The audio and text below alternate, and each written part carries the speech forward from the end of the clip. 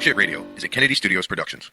The opinions stated by various contributors to Talk Shit Radio and its radio programs are not to be considered as or endorsed by Kennedy Studios Incorporated. Visitors are urged to use their own discretion to draw their own conclusions. All information, products, services, and use of this website is for entertainment purposes only and personal use only. Talk Shit Radio Network does not confirm nor deny the validity or accuracy of the information contained within the website or broadcast.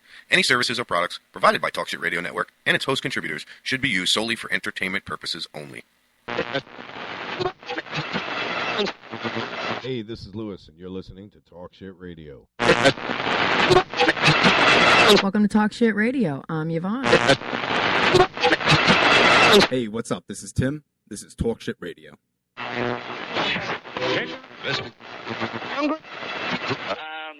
have been out on the streets every day except for yesterday. Okay. What the media...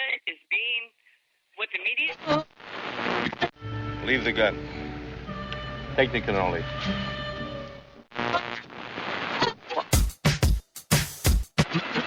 So,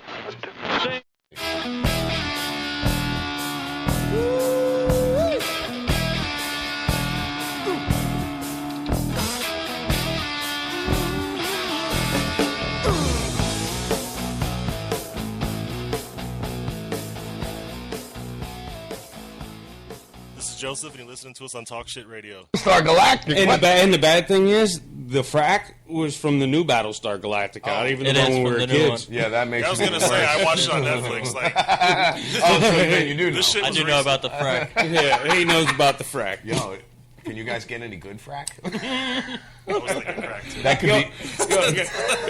Just slide on down to Twig Street and get yourself a nice big chunk of frack. We don't smoke frack around here, man. You don't have it delivered? He's seen it done on the radio, right? Frack, sorry, Fracking, son of a basket, yeah. Yeah, this is Brooksville Bob, and you're listening to Talk Shit Radio, and we're going to teach you a lot of cool stuff. Tune in and see.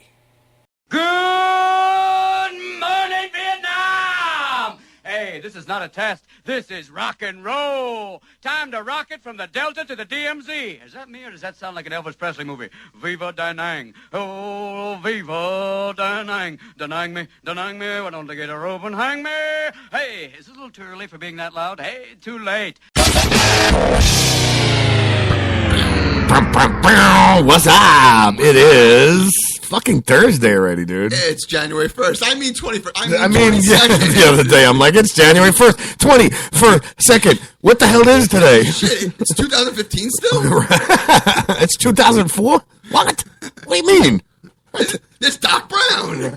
This damn medicine I'm taking is fucking me all up. Good morning, everyone. Welcome to Talk Shit Radio. Tim, welcome yourself. And I got Silent Mish over here to my right, who's actually a little silent this morning because she's taking care of a little business. It's still Mish Universe. It's still Mish Universe. Mish Universe. What? Go on Bay News 9? For what? Tampa police chase car thieves to avoid drunk driver. I don't see it. That wasn't it. Has this been updated Which yet? one is it? Let me refresh it then. I doubt they updated it all. Yeah, they haven't updated the website yet. Besides, we don't do the news yet, honey. You know that. We talk a little shit first. Hey, we talk a little shit. You want to talk a little shit? Sit down. Have a Relax. seat. Pop a squat. Well, that's the first thing that I had every intention on talking shit about. We'll get to it. Easy, killer. We're still waking up. Yeah, right. No, she's talking about this one story that I've got on my personal Facebook page, okay? And if you go to facebook.com/Kennedy Studios FL, that is my personal Facebook page. And it's about this douchebag of a cop, all right, who's driving down the road while he's texting and driving, all right? Oh, yeah. Rear ends a fucking bus and then tries to blame the bus driver and says, well, you stopped. Fuck you mean? Well, I got news for you, you douchebag, scumbag, want to use the law in your favor, cocksucker of a cop, all right? The law states that if you rear-end somebody, and you are not above the law, you piece of shit, fat, donut-eating motherfucker, if you rear-end somebody, it is your fault. It is called what is it? Loss of control of your vehicle or not being in control of your own vehicle. It's your fault, you fat donut-eating, gun-toting prick. Everyone knows you have to be in control of your vehicle while driving. Oh, man. I mean, what the hell, dude? So, in other words, if you're a cop and you rear end a bus, it's the bus driver's fault. But if I'm a douchebag, drunk-ass fucker, all right, and I rear end or I'm Joe fucking stand-up citizen, and I rear end the bus, then is it not my fault either? The bus driver stopped? The bus driver was parked, wasn't it? Yeah. Dude, he was probably letting kids off the bus. The lights were flashing. If I was the parent, if I was one of the parents standing right there and saw that shit, that cop would be getting the shit beat out of him. I know. I would have got out and be like, "You're a real fucking winner, dude." And I guarantee. Now this cop, after he rear-ended the bus, did he have to make the police report? I don't think they're allowed to. I think what has to happen, and I don't know. I'd love to get an ex-cop on here because ain't no real cop going to talk to me. Hell no, not about or that. Ain't no active cop going to talk to me at this point in my radio career. They have to be retired. Well, they know I'm like Morton Downey Jr., bro. Or Morton Downey, you know, the guy that used to have the show with the big lips. Morton Downey. Yeah. Is it Morton Downey or is I don't know. You're like, is it Morton Downey? No one's there. And no one's there. I'm talking to my fucking self. No, he was a big mouth, dude. He was just this big mouth fucking reporter that used to do these shows. It was Morton Downey. It was Morton Jr. Downey. It was Morton Downey Jr. Yes. The Morton Downey Jr. show back in 1987. Holy 89. shit! I didn't even have a brain back then. I mean, I still don't have a brain. It's there. It's there. It's just not working. Not working right. It's not working right. I got to tap it a couple of times Hello. before it starts up. Is this thing on? The lights are on, but no one's home. Right? Is this thing on? Hello? Hello? Anyone there? Right? Can you hear me? Is there anybody listening? I guess I should share the show on all the Facebook pages. Yeah, that's a good idea. We might get more listeners I was that still way. pulling up the friggin' the chat. Yeah, because we're talking to ourselves. Yeah. Who else are we going to talk with? Yeah, well, you know. Holy Jesus, man. I can't get this shit out of my throat this morning. All this fucking phlegm. God, just pull it out. I woke up this morning, went to the shower. First thing, that phlegm-filled stomach. Oh, yeah. Post-nasal drip sucks. And when you spit up, it's phlegm. It's like foam, isn't it? Yes, every bit of it. Slimy, nasty-ass phlegm. You ever drink soda and you burp and then you get that foam come up? I fucking hate that. That sucks, dude. How about after you just ate a bunch of food, you got a burp? And then all of a sudden you're pushing it. It wasn't ready to come out. You burp and it's like half your fucking meal. And then you gotta fucking you get to rechew it and eat it. You know what I mean? It's like, hey, I don't remember eating that. Timmy's gonna vomit all over the console this morning. That's gross. Yes, that's disgusting. That's nasty.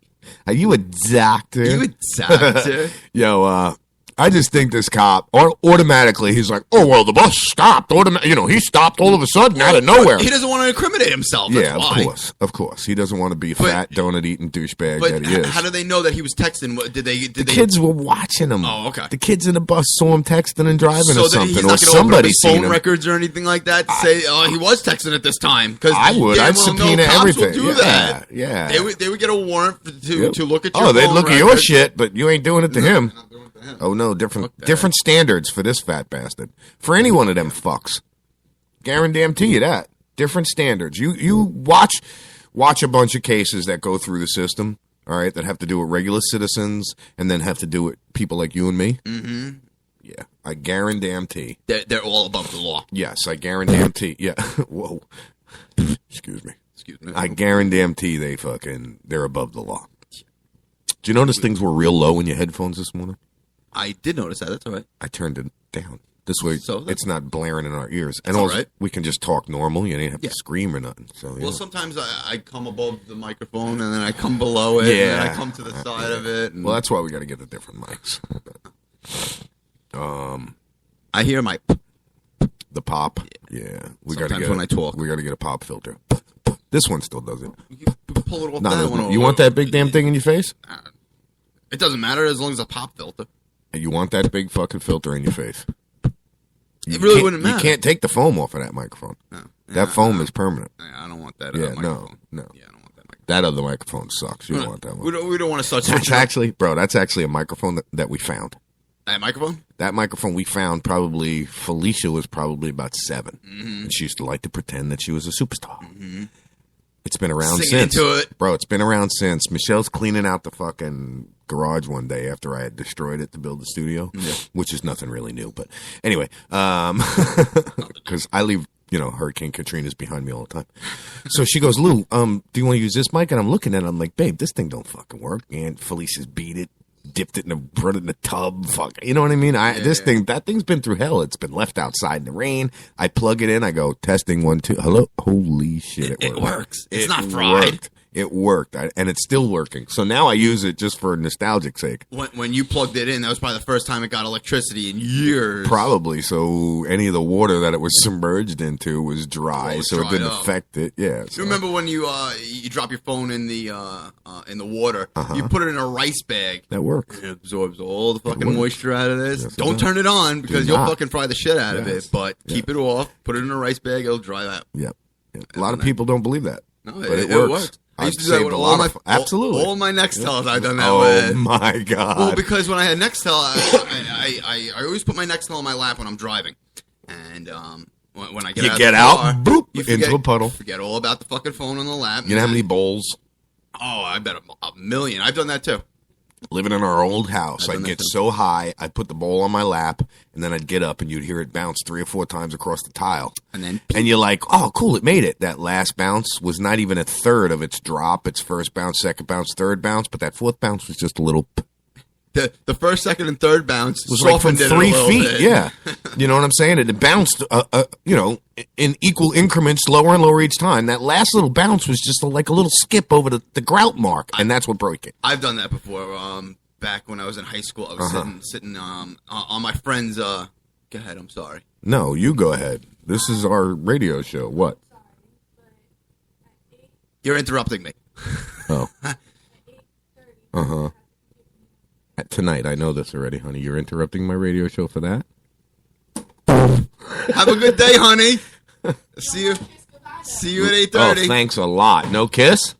So I was in the basement of my friend's house, and we were sitting there smoking, and I had the bowl on my lap, and it was a really nice bowl. It was one of my first bowls that I ever friggin' had, and I did the same exact thing. I stood up, and 3 pieces. It was the mouthpiece, the center part, and the bowl. Just boop. That sucks. But it was such a clean break. I super glued it all together. Oh, I still use dog. it. I still use it. Dog. Yeah, see, I never got that lucky. Savage. Never got that lucky. On the one, I couldn't even clean the fucking resin out because it had shattered into little pieces. Oh, yeah. Then you'd be smoking freaking glass. Well, Pyrex anyway. Pyrex, yes. It ain't glass. I've done that several times. You know when you clean out the inside of your bowl and the little inside has that hole? Uh-huh. You break that little bit, you can't put anything in done. there. Yeah, you're done. It all falls through. It's like... Yeah, you scrape out the resin as much as you possibly can. Get all that little gloop, ball it up. Yeah. You know, the best thing to do with that is to take a bunch of shake and mix it in with the shake. And just roll it, knead it, and keep adding more shake to it until it won't actually stick to it anymore. What I used to do, I used to scrape, because all the resin inside, it's all hard. Yeah, and it's dry. Right. So you sit there and you scrape it all out. And I used to put it on a playing card. Just like all the shake in the playing card. I used to heat up the bottom of the playing card, fold the playing card, fold it again so that it fold up itself so I didn't have to touch it or anything like that. Yeah. No, what you do is you just take a bunch of shake, like I was saying, and you do this in wax paper. You put that ball on wax paper, and then you put the shake in it, and you let it fucking mix all in. Now, the shake's going to keep taking the color of that black tar until there's no more of that liquid tar, and it can't even grab the shake anymore. You just keep adding shake to this little tar ball until it won't accept it anymore, and it won't hold it anymore. It just has no fucking pliability anymore. Then you smoke that. Oh, my God. You just made some serious... Imagine doing that with Keith. Wow. Yeah. Not mixing. You'd ruin it. I use that mixing it in with the tar or the shake. With the tar, yeah, with the tar. Nah, you'd Mix ruin it up the with keef. the tar. You ruin the keef. Yeah? Yeah. You just want to take the keef and sprinkle it over your bowl. Yeah, I know. That's good stuff. I used to have a keep grinder, man. Did you? Yeah, I used to keep fucked that mine up. I used to keep that shit like in a little glass jar. I would build it up. It was like a little vial of glass jar. I fucked mine up. Yeah. Great. So I had somebody text me the other day. Somebody that I owe, just a little bit of money, couple bucks, no more than like $60. And they text me the other day, and well, the wife texted me the other day, yesterday as a matter of fact, and says, yo, so-and-so is getting mad and wants to know updates. Updates? You want a fucking update? How about I ain't got your fucking money? I'll call you when I do. If you got a fucking problem with that, come over here and talk to me like a man. Oh, I forgot. You're a bitch, so you won't. Don't fucking, if you're listening, let me give you a little piece of advice. You start that shit, you'll piss me off to the point where I'll make you come here and get it your fucking self. All right? And it ain't going to be pretty when you get here. Anyway. Just had to get that off your chest. Yes, I fucking did. I know. It feels like a big weight. Yeah, it's like, I'm taking a sip of coffee now. Oh, yeah. Come see me. This is good coffee, actually. I made it really well. Yeah, it did come out good. You mixed hers up. I mixed mine up. Oh, did you? Yeah. Oh. Did I tell you the story about the dude who fronted me a little bit and, calls me up and I'm not home, so Felicia answered. No, you didn't. And he tells Felicia, yo, you better tell your dad, blah, blah, blah. I'm like, what? Okay. You fucking talking to my daughter about right. this? So dude's now texting me and all of this, and I'm like, all right, well, let me explain something to you. You should have never got my daughter involved. Ever. We got business together. You don't ever get my family involved. It's between me and you. So I basically told him, I said, well, now you're going to have to come get it yourself. I'm not bringing it to you. Nope, sorry. You're going to have to come pick it up. I got it. It's right here. Sitting on the table. Just come and get it. Yeah. I think it was like $25 too, bro. Yeah. I paid him most of what I had. I was short a couple bucks while we were there. You know what I mean? I was like, oh, fuck, I didn't realize I would do that. So, yeah, and this was a long time ago. I bumped into him, or actually, he friend requested me. Friend requested on Facebook. Hi, remember me? Yeah, at first I'm just like, all right, go ahead and say it, dude. Fucking say it. And at this time I am going to come to your house. You know what I'm saying? So, yeah, no. I'm just like, dude, you know what? You're going to have to come get it. And I'm going to give you money. Tell me. Right. I'm going to give you your money, but I'm going to give you an ass beating right before I hand you your money just for talking shit to my daughter. All right. And he's like, oh, that's fucked up. I said, no, what's fucked up is you think that giving a message like that to my 7-year-old daughter is appropriate. All right. So what I think is appropriate is your head needs to be split open a little bit. Nice little split. And then I'll give you your money. That's what I think is appropriate. Split open enough for you to come in inches of dying. No, not even, dude. I'm just putting a nice little gash on his fucking forehead. Let him have something to look in the mirror over for a couple of weeks and to hold that fucking $25 in his hand and go, wow, is this worth it? I would have split his dome open. Yep. So this other fucking guy, I mean, I don't know who the fuck he thinks he is, but he certainly doesn't know who the fuck I am. He doesn't think he's anybody because he didn't fucking confront you or talk to you. No, or he you made his old lady like do it. Yeah. Right. So fight your battle. And he's the type of guy, oh, don't involve my lady in business. Well, you just fucking... You just did. Yeah. Anyway. You just did. What are you talking about? I don't play that game. I've never fucked anybody before. When I say I fucking owe you and I'm going to pay you, I do. One way or another, whether it be financially, physically. I never fucked anybody over in my life who didn't have it coming to them. That's right. That's correct. The mundo. Anti-government demonstrations grow in the Democratic Republic of the Congo. Democratic. Oh, that looks very democratic. There's a car and concrete blocks strewed across the road, and there's shit everywhere, and cars burning, dudes walking around with AKs. That's quite democratic. Looks like a place I want to go live. Let's move there. Looks great. Dude, I'm telling you. Move there with a bunch of fucking mercenaries and start your own clan.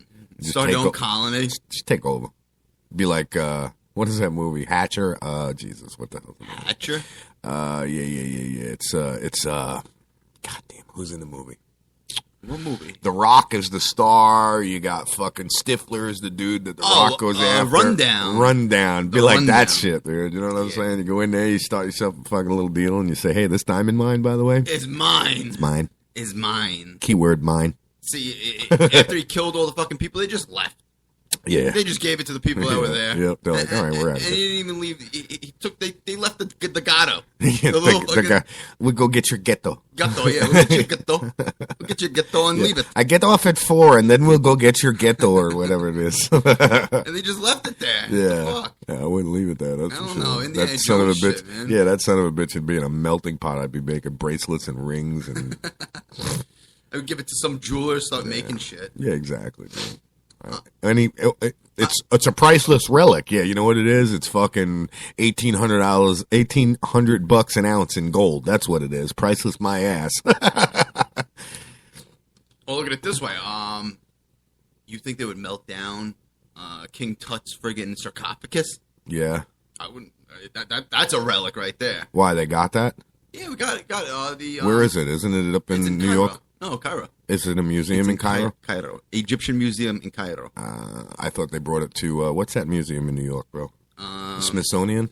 No, Smithsonian's in Yeah, what's the one in New York? You know what I'm talking about, right? yeah, the I was there on a school trip when I was a kid. Natural but History. Thank you. Museum of Natural Thank History. you. We went there. You know what's fuck, dude? This is weird, man. I just had deja vu. I was standing in the courtyard of the World Trade Center shortly after they opened it. We went on a field trip in grade school, looking up at them fucking buildings. I just had that flash in my memory, man. Was this before the first bombing? This was way before the building was practically brand new. When they finish it? 74, 76? I don't know. I was not even thought of back then. I'm just saying. I mean, I was in grade school. World Trade Center opening, let's say. Yeah, I don't think I was there for the opening. But might have been, a year or two old, 3 years old. You know what I'm saying? Yeah, it doesn't say. It says 2014. The new one was. Oh yeah, original. Put original. 1972. So 1970. Yeah, well, so it was probably 78, 79, somewhere around there. I was 8, 9 years old in grade school. One of the tallest two buildings in New York City. Dude. Unbelievable. It was quite a sight. Yeah. I bet. Yeah. I've never been to the World Trade Center. You didn't? No. Never went there. Yeah. We went there after the fact. I've been to the Empire State Building, the Statue of Liberty. You know what's cool about the Empire State Building? Anybody who hasn't been to New York to do that, go there. Look out at the horizon. You are so high up that you see the curvature of the earth. Yeah, it's sick. That is so awesome. I was there when I was really, really young, though. So was I, but I still very vivid, memory of it. 10 years old. I probably. I think so. I went there when they had the tree up in Rockefeller Center. That was the reason why our family went. I think I remember going to the Macy's Day Parade once in my entire life. My uncle lived, I guess, close somewhere towards the city. Mm-hmm. We went, we stayed with him, probably, a night or two before. I really can't remember. It's a Thanksgiving Day Parade, right? Yeah. And then we left his house real early in the morning. And it still wasn't, maybe but a 20-minute drive and then like a 40-minute walk. The drive was shorter. Yeah, it was. Well, the walk out was even worse. Yeah. But I remember freezing my goddamn balls off the whole fucking time, being miserable. I was the same way, because I went to the Macy's Day Parade also. And when we were there for like an hour, I was like, Mom, can we go home? They said, well, Santa hasn't come yet. Yeah, who gives a shit? My presents are at home. I want to go open them. I want to go home. But she gave like a disappointing look, like this was supposed to be something special that you were supposed to, And I was like, and I was not really, because my mother was too interested in my sister and my brother to worry about what I was doing. So, well, it was funny because when I was young, my father was with us at the time, and he never really came with us to do family things. So it was a little special thing because my father actually came with us. Right, gotcha. Dude, that's got to be a little rough, bro. What? Having a dad, but a dad that doesn't want to be involved. Not that he doesn't want to be involved. It's just not that he's busy, but it didn't interest him, to do the things that my mother wanted to do with us. I got That's what it was. Yeah. I mean, we went to Disney World a couple of times, but my father only went once. Yeah. I actually, I can't stand going to Disney anymore. Oh, I fucking love Disney. I hate going in now. It's the same shit. Once you've been there like 5 times, it's the same fucking shit. Unless they add a new ride. I'm not paying $100 and something to get into the park to go ride one new ride. You know what I mean? I forget it if you're hungry. You got to spend $10,000 to, Oh, yeah, they fucking eat there? Yeah, forget it. Yeah, your plate. If you go anywhere, where you sit down, there's this Starlight Cafe. Remember the guy who's the animatronic guy dancing in the front? You're paying $10, $15 for a fucking burger. Yeah, crazy shit. Yep, crazy. I still want to go. I haven't been to Universal. I want to go on the Harry Potter. Yeah, we were just there while they were still constructing it. Yeah. And this is a funny story because me being the wise ass that I am, I got all my little secret cameras and everything with me, and I figure I'm going to tape the ride. Mm-hmm. Well, they got the same technology as I have. They have infrared detectors that detect infrared cameras with night vision. Mm-hmm. Well, here we are going on the ride. No, not even a tap on the shoulder. Fuck, me, it was sir? worse than a tap on the shoulder, bro. Sir? We're on the ride. They shut the motherfucker down right in front of a video camera. I got a lens looking right at me, and I'm standing there with my camera. I look up, I see their camera. I look down, I see my camera, and I went like this. Picked it up, shut it off, kind of gave him a wave like, yep, okay. I gotcha. Put it in my pocket, and then ride started right back up. Michelle and Angela are leaning forward in the ride, looking at me, going, Dad, what are you doing? Funny shit. You're ruining the ride for everybody. Funny ass shit. And then when you're walking out of the ride, you can see the eyes just peering at you. That's him right there. That's the one. That's the guy. That's the guy we zeroed in on. He's the one that we stopped the ride for. He's the one that's been recording all the rides. Just watch him. Yeah, oh yeah. When they say no videotaping and flash photography, they mean it. They fucking mean it. What was worse is I wasn't just videotaping it. I was on Ustream, broadcasting it live. Nice. Yep. So, yeah. Whoopsie. If you want to catch this footage, go to this website. Yeah, that's basically what I was doing. Well, getting ready to go on the Harry Plopper ride. I was calling it Harry Plopper. Yep. So I was like, stay tuned. We'll get a live view. And yeah, I had like fucking 30 people watching me at the time. And I was just like, well, yeah, I got you. No problem. And all right, literally, you got me. Timmy, literally, the camera, was right where this microphone is, dead center in front of me, but off on the wall over there. And I'm recording and the ride stops and I'm looking around and I look up and I see the little infrared flaring on the camera. And I'm like, hi, how you doing? I understand. Yep, I got you. Take this hint completely perfect. I will shut the lights camera. go on. No lights went on. We're sitting there in the dead dark. The ride went down. It's like, if the lights did come on, you know there's a problem. Oh yeah. Bye. Have a good day. I love you, baby. I'm telling him about the Harry Potter ride. your daughter's like this. No, they both lean forward. They're like, and nice and loud. Thanks, Dad. Good job. Can we get on with the ride? Can you put your camera away, Dad? You know. Can we fly these fucking broomsticks now, please? Yeah. Call out Central, dude. Yeah. Called me out, man. Fucking ridiculous. Felt like a heel afterwards. I was like, oops, yeah, I ruined the ride. You know what I enjoy when I go down to Orlando? I enjoy going to Pleasure Island over there. I was never but again, there. A little too expensive. It is expensive. Mm-hmm. I was never there when the nightclubs were around. Okay. Because I was too young at the time to go there. Right. They closed down before I turned 21. Blah blah blah. But I would love to see those nightclubs and actually, because they got like the disco, the outdoors men club. They got a lot of different clubs down that strip. There's a lot of really cool shit out there. They try to make it more family. You haven't even been to Ybor City yet, have you? No. I gotta take you down to Ybor City one day. It's just a place where you got 7th Avenue in Ybor City. It's all clubs, just straight up clubs, all up one side, down the other. And yeah. Well, it's not a nice place, but it's a cool place. Does it start with a Y? Yes, YBOR. City. Yes. It's in Tampa, right off I-4, exit 2, exit 1. Either way, you're in Ybor City. The problem is when you see a fight burst, you dip. You dip quick. Yeah, because shit gets crazy down there fast. Guns come out quick. People die fast in Ybor City. Always. It's like fucking Mardi Gras over there. It is. It's worse. It's actually worse. You have to remember at one point, Tampa was, Hillsborough County, I should say, not Tampa. Yeah. Hillsborough County was murder capital of the world. There was a higher murder rate in Hillsborough County than anywhere in the fucking world. And I think it's actually back in 99, 2000, 2001 type. It was founded in the 1880s by a cigar manufacturer. Yes. It's a home of the Cuban cigars. The main population was immigrants from Spain. The building Cuba, is Italy. Still there. The cigar factory. The cigar factory. Yeah, it's still there. It's crazy. actually going to be a school where you learn to grow cannabis. That's crazy. Yes. That's what awesome. They were hoping to open it after the elections, but that didn't happen. Yeah, that didn't happen. All I got to say about that. or boo. Yeah, is nothing. Yeah, right. I should change it to the boo and the hissing. Exactly.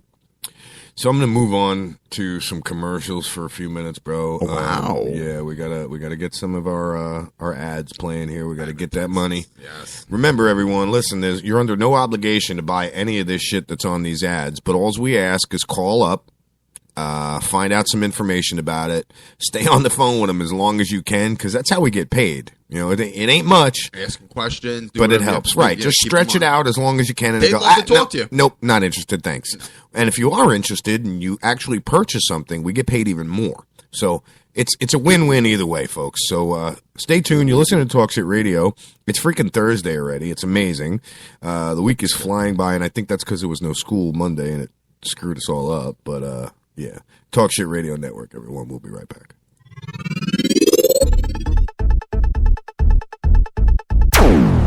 Tired of paying outrageous prices for Viagra? Well, we have great news for you. Now you can finally get Viagra at huge discounts. Healthy Man allows you to save up to $500 on Viagra. Why pay U.S. pharmacy prices of $15 per pill or more when you can get Viagra for less than $3 a pill? Call today and get 40 Viagra pills for only $99. This can cost as much as $600 at your local pharmacy. You can't afford not to call us. If you want Viagra at the lowest prices, never pay $15 a pill pharmacy prices again. Get Viagra for less than $3 a pill. Call 1-800-441-3678 today and save up to $500 and get 40 pills for just $99. Healthy Man is fast, easy, and affordable. Operators are waiting at 1-800-441-3678 to take your call now. Call 1-800-441-3678. That's 1-800-441-3678. Again, 1-800-441-3678. Are you tired of commuting to a job that makes someone else rich, working harder than ever, but getting nowhere?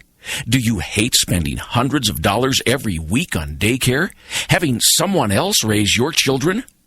With our opportunities, you can start earning money as soon as next week. You get to be the boss, work from home, and live a happier life. At Be the Boss Network, you'll find hundreds of work-from-home opportunities that you can literally start today and be earning money as soon as next week. Go to freedom150.com and start earning money as soon as next week. You get to be the boss. Get out of the rat race. Work from home. Go to freedom150.com right now and change your life today. That's freedom150.com. Go to freedom150.com and start earning money as soon as next week. You be the boss. Go to freedom150.com.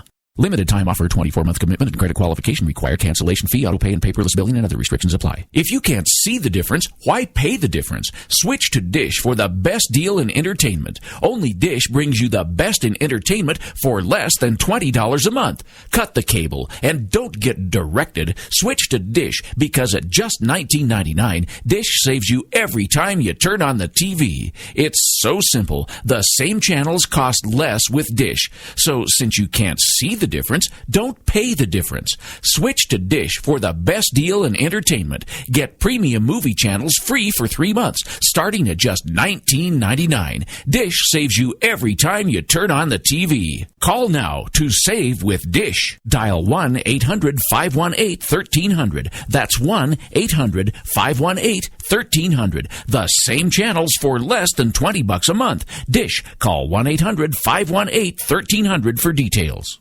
Are you disabled? Has your disability insurance company wrongfully denied paying your claim for benefits? Or maybe you didn't even know you had a long-term disability insurance policy through your employer. The smartest thing you can do right now is call the Disability Group for help. Don't try to take on the insurance companies alone. Listen to how one phone call to the Disability Group has helped people just like you. They were on my team. They were on my side. If anybody in my family needed, help, I would refer them to the Disability Group. And you pay nothing unless you win your case and receive your benefits. The Disability Group will put you in touch with a nationally recognized and experienced team who will fight for your rights. Call the Disability Group right now for a free, no-obligation consultation. Remember, the call is free and could help you secure thousands of dollars a month in benefits. Dial 800-448-8604. That's 800-448-8604. Call 800-448-8604. Call now.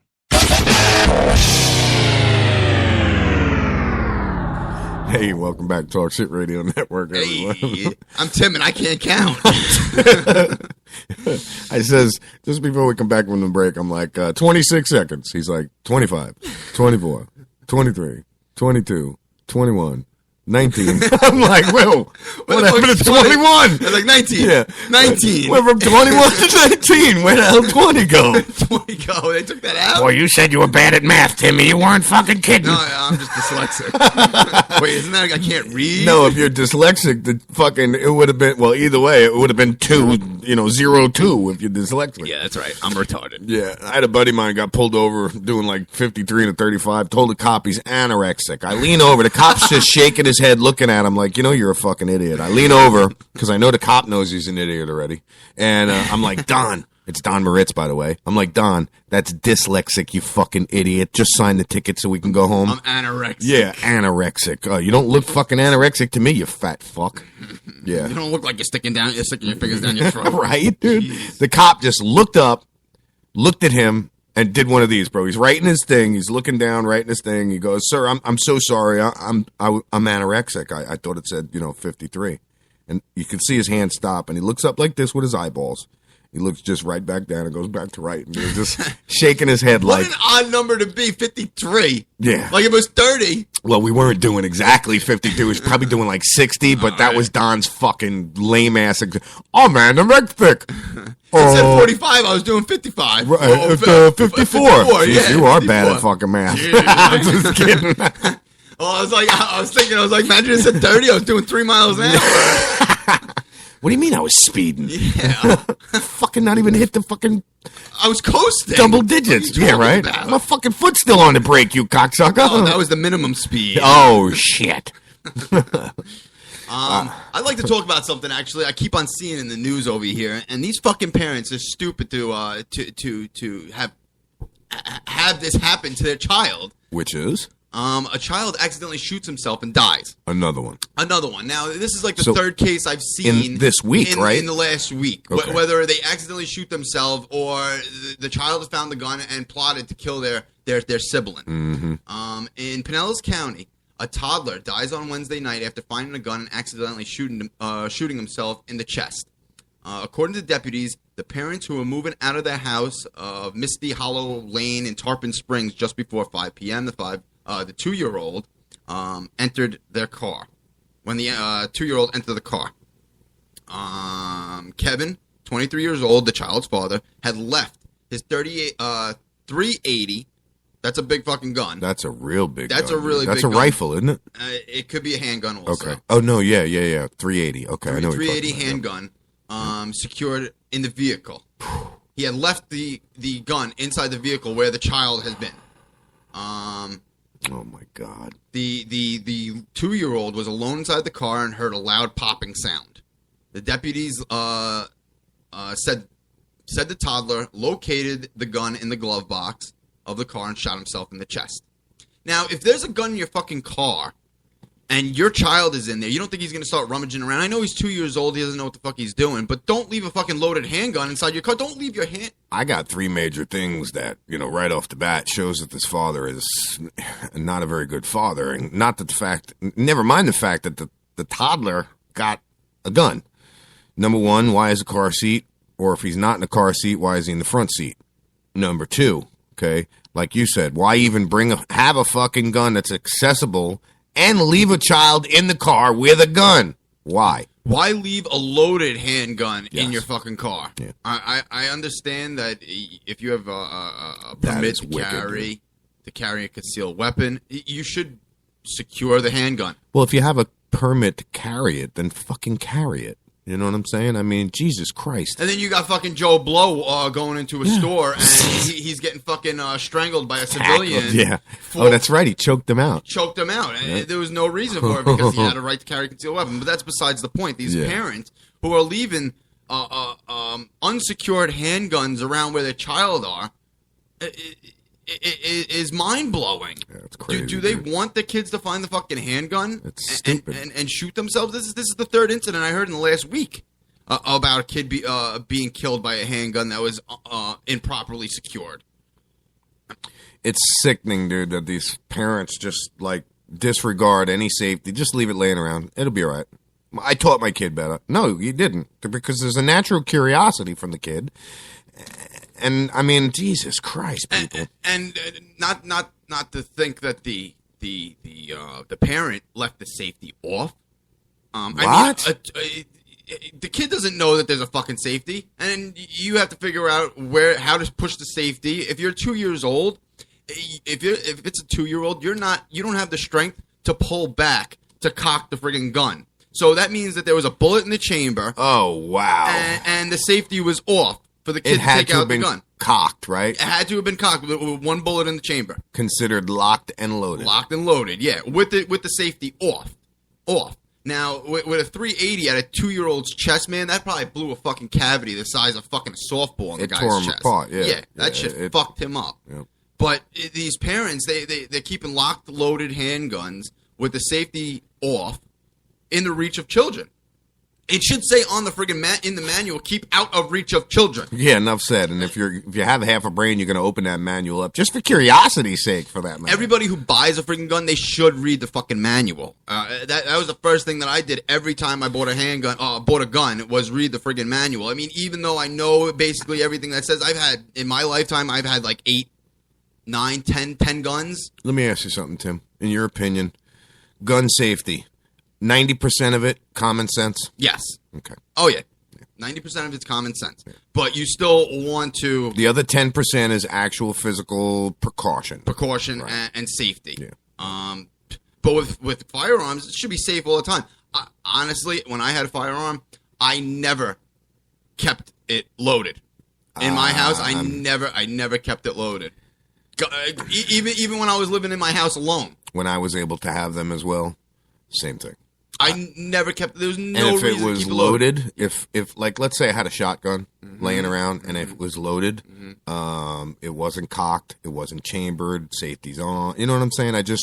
If I had shells in it, I made sure. And I mean, I used to have trigger locks that I would put on them as well. Yeah, that's what I would do also. Yeah, yep. Or I would zip strap the fucking trigger all the way back. Right. That's Zip not good strap to it. do that, but... No, it's not good, but you're not safety. firing the gun. Yes, no matter what you do, you literally have to slide that trigger, let it pop forward, cock the fucking... I mean, there's, it... See, with shotguns, if you keep it loaded, I could understand children don't know, but there's a little button underneath where the trigger is to release the arm for the pump to engage the action for the firearm. Yeah, I didn't know that. There's a little button, so then if you have... You're talking on a pump, though. On a pump, yeah. Right, I've never owned a pump. Yeah, that's mainly what I had was pumps. Yeah, I've owned a bolt action. Yeah. Bolt actions, you could just take the action out. You just take the bolt out. What I would do is I would open the action and then lock it open. And then put the trigger safety on, or the zip strap, or you know what I'm saying? Or trigger lock, or whatever. Yeah, there's a bunch of steps you can take. I just don't understand that. There's so many steps to avoid exactly this. 2 years old, dude.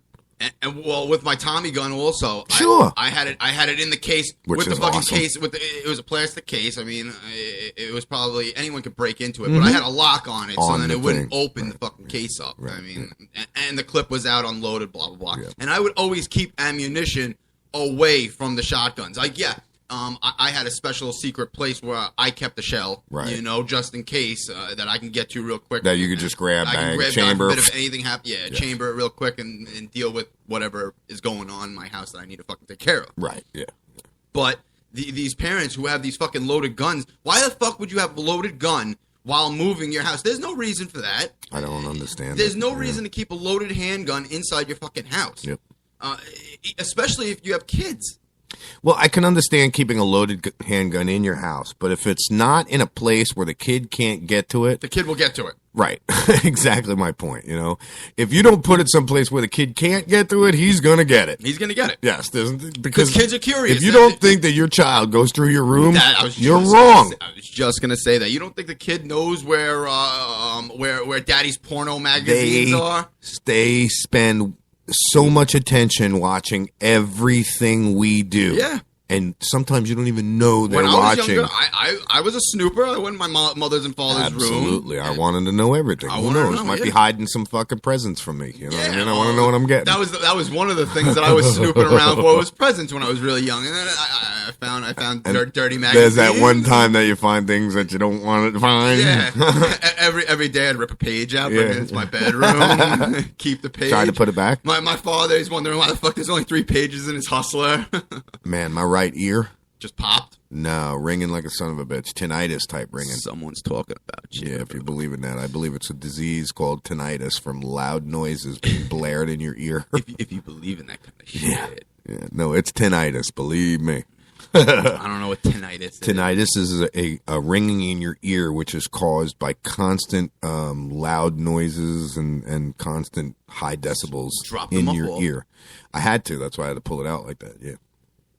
It's not this. It's from back in the day when I DJ'd, when I used to listen to my Walkman. No, I fucking hate that bass shit. What, are you kidding me? I'm not one for that. You see, I got all the bass I want in my car. I like bass. Yeah, well, see, I don't. It's it's not a requirement. That's sufficient enough for you. Yeah, that's good in enough. In the car, what is that? Bose, probably. That's stock. Oh, stock Chrysler system. I don't know if they put any special shit in there, but I would thought they would put Bose system. I don't know. That's what I thought they were putting in new cars.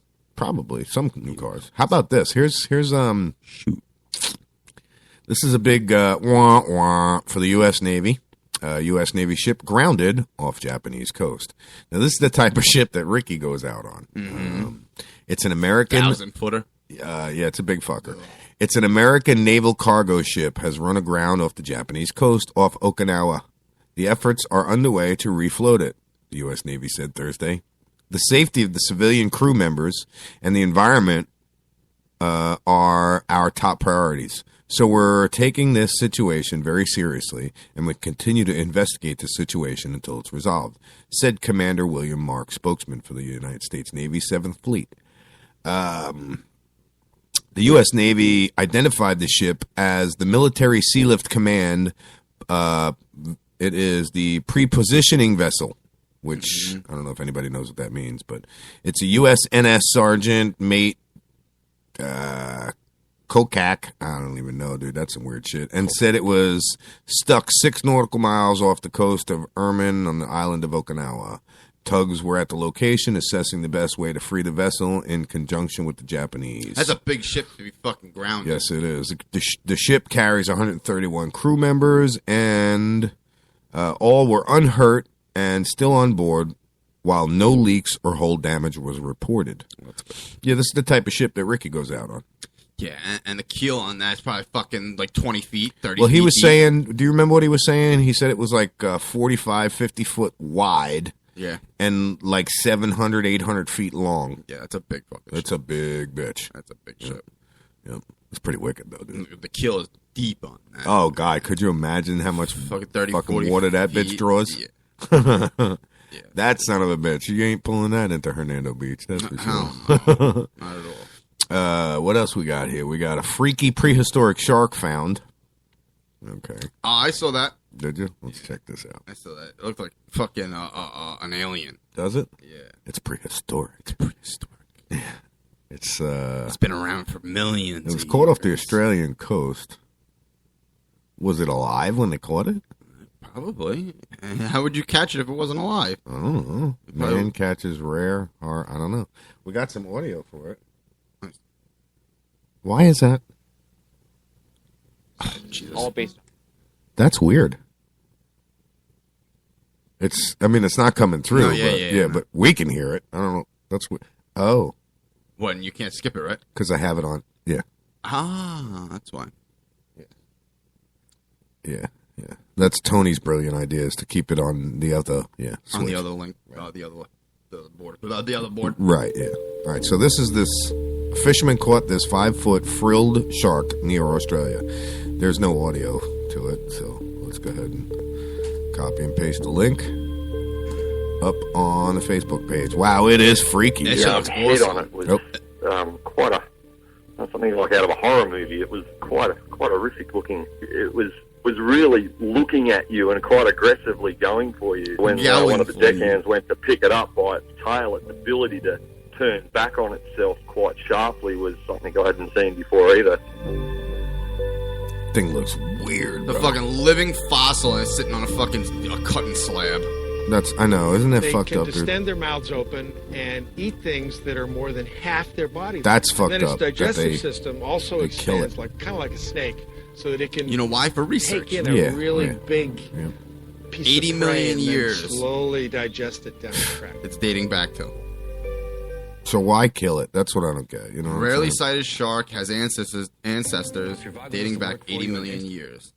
Yeah, see, I don't get that. Why kill it? It looks like a fucking eel. It does, doesn't It it? looks like an eel with fins. Yep, it does. It looks like a big dragon eel. And the head, it looks like a fucking snake. That's what it could be. You ever see a dragon eel?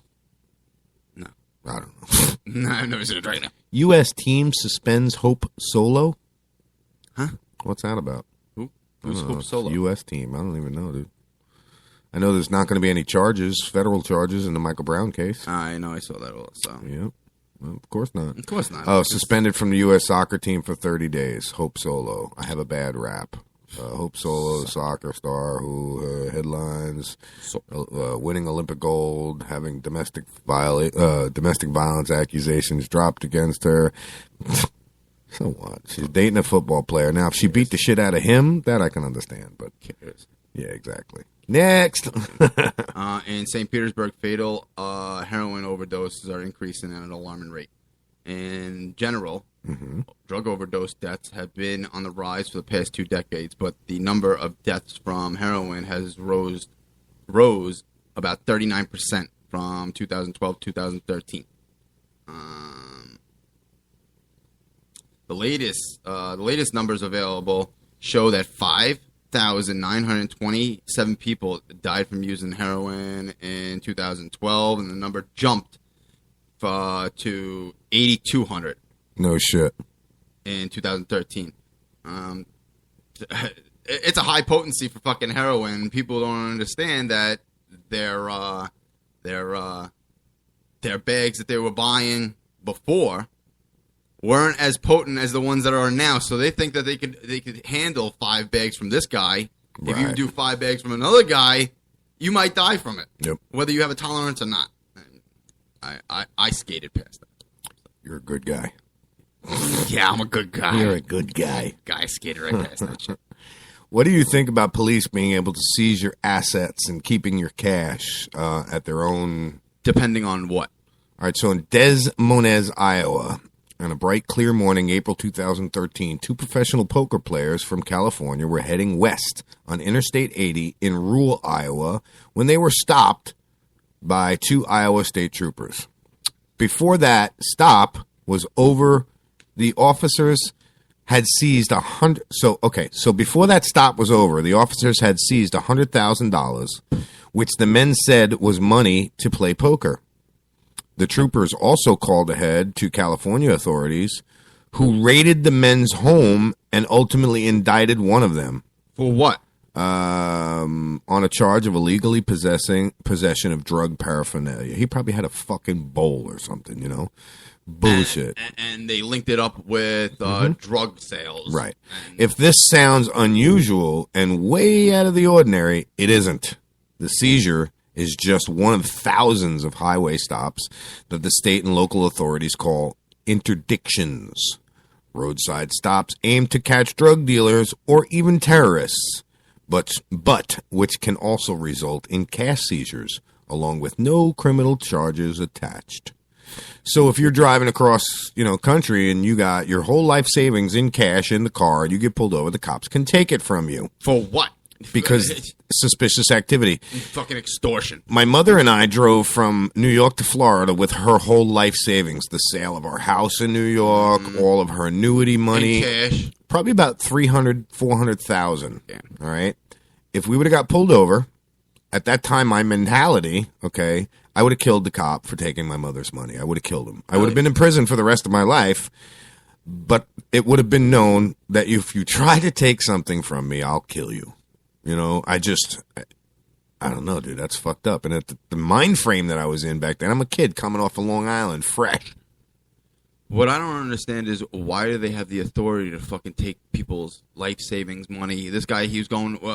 That's a great question. He was going. He was going to Nevada to gamble. He was going to Las Vegas. To gamble in a poker tournament. So now that's a good question. It goes on to read. It's called a civil assessed forfeiture.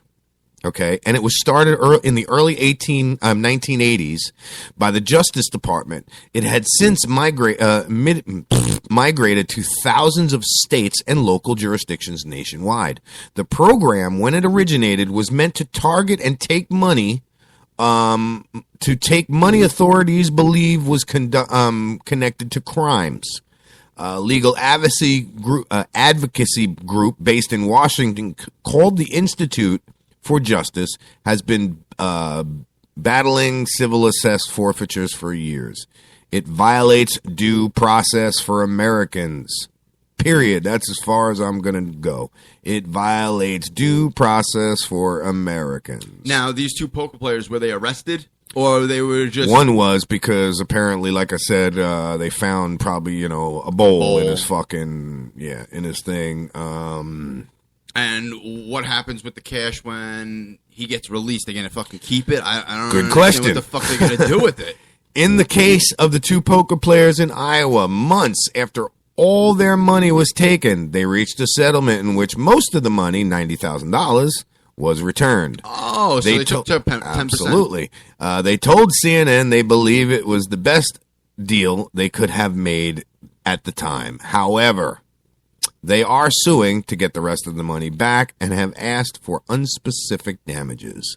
The state of Iowa isn't giving it back and is not backing down. Sure, they're not giving it back because the one cop's got $5,000 and the other cop's got $5,000 and they fucking spent it already because they're crooked pieces of shit. All right? I watched the Gangs in New York last night. Mm-hmm. I remember. I know Gangs in New York. I watched it again last night. And it is a direct reflection of how society is nowadays. Right now, the politicians, exactly. The government. The only difference is you ain't got the gang fights clubbing each other and stabbing each other in the street. Everything else behind those closed doors and in them back fucking woods and in them back buildings is accurate. The cops totally coming in true. to get their due and proper. Yes, I'm here to get my due and proper. Yeah. I give you due and proper. My foot will fit nicely due and proper in your fucking ass. Come on, Happy Jack. Leave us something. Right? Yep. Ridiculous, bro. Real. Yep. So I thought that was very interesting, and it just goes to show it's another example of how the police in this country can trample a man's rights and take what's theirs regardless. They can come in and take everything. Doesn't matter. Doesn't matter. Yeah. I don't have anything to fucking say about that because I'd be fucking doing exactly the same thing as this Iowa guy is doing. Absolutely, He's dude. suing the fucking shit out of them and asking why the fuck they had to take 10%. Why only give 90% of the money back and not the whole 100%? Yep. I mean, that's $100,000. 10,000 may not be a lot to some people, but to others, it could mean everything. Yeah. Oh, yeah. It could be absolutely, positively everything. Exactly. Right now, $10,000. That's a lot of money to me. Hell yeah. $10,000 will fucking put this radio station somewhere where, I mean, we'll be broadcasting everywhere. big time. Yeah. $10,000. Shit. All right. So now I'm gonna bring up this audio clip on this next bit here, and it is wife. My husband bulldozed my home. Apparently, from what I'm reading, husband stuns wife, then takes a bulldozer to their house. Now, here's the funny part about it, and this is why I'm interested in it. You know where Middletown, New York is? Isn't it upstate? Yes. So, let's check it out. Leaving your house looking like this, but when you return, it's gone. Around the corner, and I just seen my neighbor's shocked. house, and I didn't see my house. That's exactly what happened to I'm putting Diane this up on Andrushak Facebook, too. Monday when her husband, 48-year-old James Ryan, allegedly rented an excavator and all of a sudden leveled their house on Woodland Avenue in Middletown. The bizarre incident seen here in this photo taken by a neighbor before Ryan was arrested for illegally tearing it down. His wife says she has no idea why. You haven't talked to your husband then since? No, he just got out. Andrushak left he just got out. Got out where? Before her From husband, jail. out on bail, drove by. When I asked him why he'd tear down the house, he said, The foundation was bad. We had to take it down. drastic repairs Ryan insists his wife knew all about. Sure she does. She said Have she a good doesn't. day. Well, Neighbors he spoke to say he told them Andershak didn't know about his plans. I didn't know what to think. I said, what's Diane going to say? He says, I haven't told her. His wife, meanwhile, Surprise. appears to be just as confused. She says they were supposed to be doing repairs and were staying elsewhere, but that everything they owned was still inside. Oh my God. Yeah, what the fuck? That guy bulldozed everything. He, everything was on a inside. mission. That's Yeah. what that was. He didn't care what his fucking wife said. Yeah. It was just because of the foundation was bad. Yeah. Yeah, foundation was bad. We had to tear the whole house down. Tear it all down. You can't just fucking call in somebody to fix up the little crack in the. Looks like foundation. shit. Rip it down. Yeah, looks like shit. Blow it up. Yeah. Everything. He demolished Everything, bro. You Washer, seeing dryer, that now? fork, Yep. Furnace. Fucking, Everything. The furniture. Every fucking thing is gone. Yep. That's crazy. what would you say if you came home to that? Well, someone fucking tore down my house. I'd be calling my insurance company going, yo, is there a clause in my fucking contract that says if husband rips down house? You know, he's going to have a mental illness for the Right. insurance Yeah, to be paying that off. exactly. There'll be some clause. I didn't know what I was doing. I blacked out. You rented a fucking bulldozer, brought it to your house, and bulldozed it, You sir. transported it there. You had a dumpster there. You seem pretty fucking cognate. Cognate? Continent? No, not Confident? continent. Continent. Yeah, you're not continent. You're not continent. Cognate. Oh, Cognate. shit. Oh, shit. You shit in your pants again. A little information about the war on terror. We lost. Oh, is that still going on? We lost. You know why I could say we lost? Why? Because everybody's terrified of terrorists. That was what they Really? set out to do. Are we really terrified of terrorists? Yeah, I mean, there's fucking, Belgium, Germany now, they got fucking armed dudes standing in the fucking streets protecting citizens. Paris, same fucking thing, armed soldiers. Oh, because of what happened over there, of course. That's part of the terror plot. Look at us here in this country. Look at all the shit, the changes since all of this, I mean, they won. They won. They did exactly what they wanted, and that was to change the way we live. They did it. They did it. Now, you know what we need to do? We need to change the way they live. And by that, I mean lots of nukes, lots of really big nukes. You know that's not going to happen. All right, so fuck the nukes. Keep them in the damn hangars. Let's drop napalm. I take that also. But they don't want to hurt innocent bystanders, Fuck innocent 'em. civilians. Then They I'll don't tell you wanna- what. Kids, children, women. Then you people in those countries need to do something about those terrorists in your countries, or we're going to fry your ass. Yeah, they're not going to do a goddamn I know. That's why They don't even have someone enough like money me to- would never be president. They don't have enough money to fucking pay for a bowl of rice for them at night. They're not going to be able to fucking arm themselves with weapons. Combat terrorists, right, And yeah. start civil war over there. Or let us in. We'll do it. Well, that's what we've been doing. That's why we've been patrolling. That's why a lot of our troops are over there. Yeah. We're trying to regulate the ISIS group, the towel heads. I'm sorry, Taliban. Sand niggas. Yeah. And no pun intended. I mean, if you wear a towel on your head and it's your thing and you have no ties, And you're an actual an upstanding citizen. I don't mean no law-abiding. respect by it, but you know how it is. It's like fucking white people saying nigger and nigga. You know what I'm saying? And black It's- people right. saying cracker and Right, white boy right. Yeah, or it's just fucking. I want to talk to Nick Newson again about that because I was watching that video he put up and they were saying it back and forth. This nigga, this nigga, this nigga. How come that's okay? I don't get that. Because they're talking to their own kind But about their own if kind. I'm talking to my own kind I and don't I'm think saying I- this nigga, this nigga, this nigga, you know what I'm saying? And a black person heard that, you'd fucking find your ass dead in an alley somewhere, especially if you're in the wrong neighborhood. Who was Kennedy shot at? Shot because he had a big fucking mouth. A reporter say he said it. Went up to some black guy and asked him, why can't I call you a nigga? And then can't understand why he's got half his face blown off. After his face was blown off, this black guy After we surgically implanted, took a noose, wrapped around his head, and swung it over a tree and pulled him up to it. Said, how's it feel, motherfucker? Now, and he reported saying, I'm the lyncher now. Payback's a bitch. He said. Payback's a fucking bitch. Now you pull some cotton, yo. Yeah, right? Yo, I tell you what, man. Could you imagine that one black guy, like Eddie Murphy says in his skit? Yo, man. I say, fuck you, master. I ain't motherfucking mess with no cotton. And then the master cracks out the whip and goes, whoosh. All the other people are like, hey, we got the cotton. It's all good. It's all good. See, look, I got it. Whips over there. Yeah.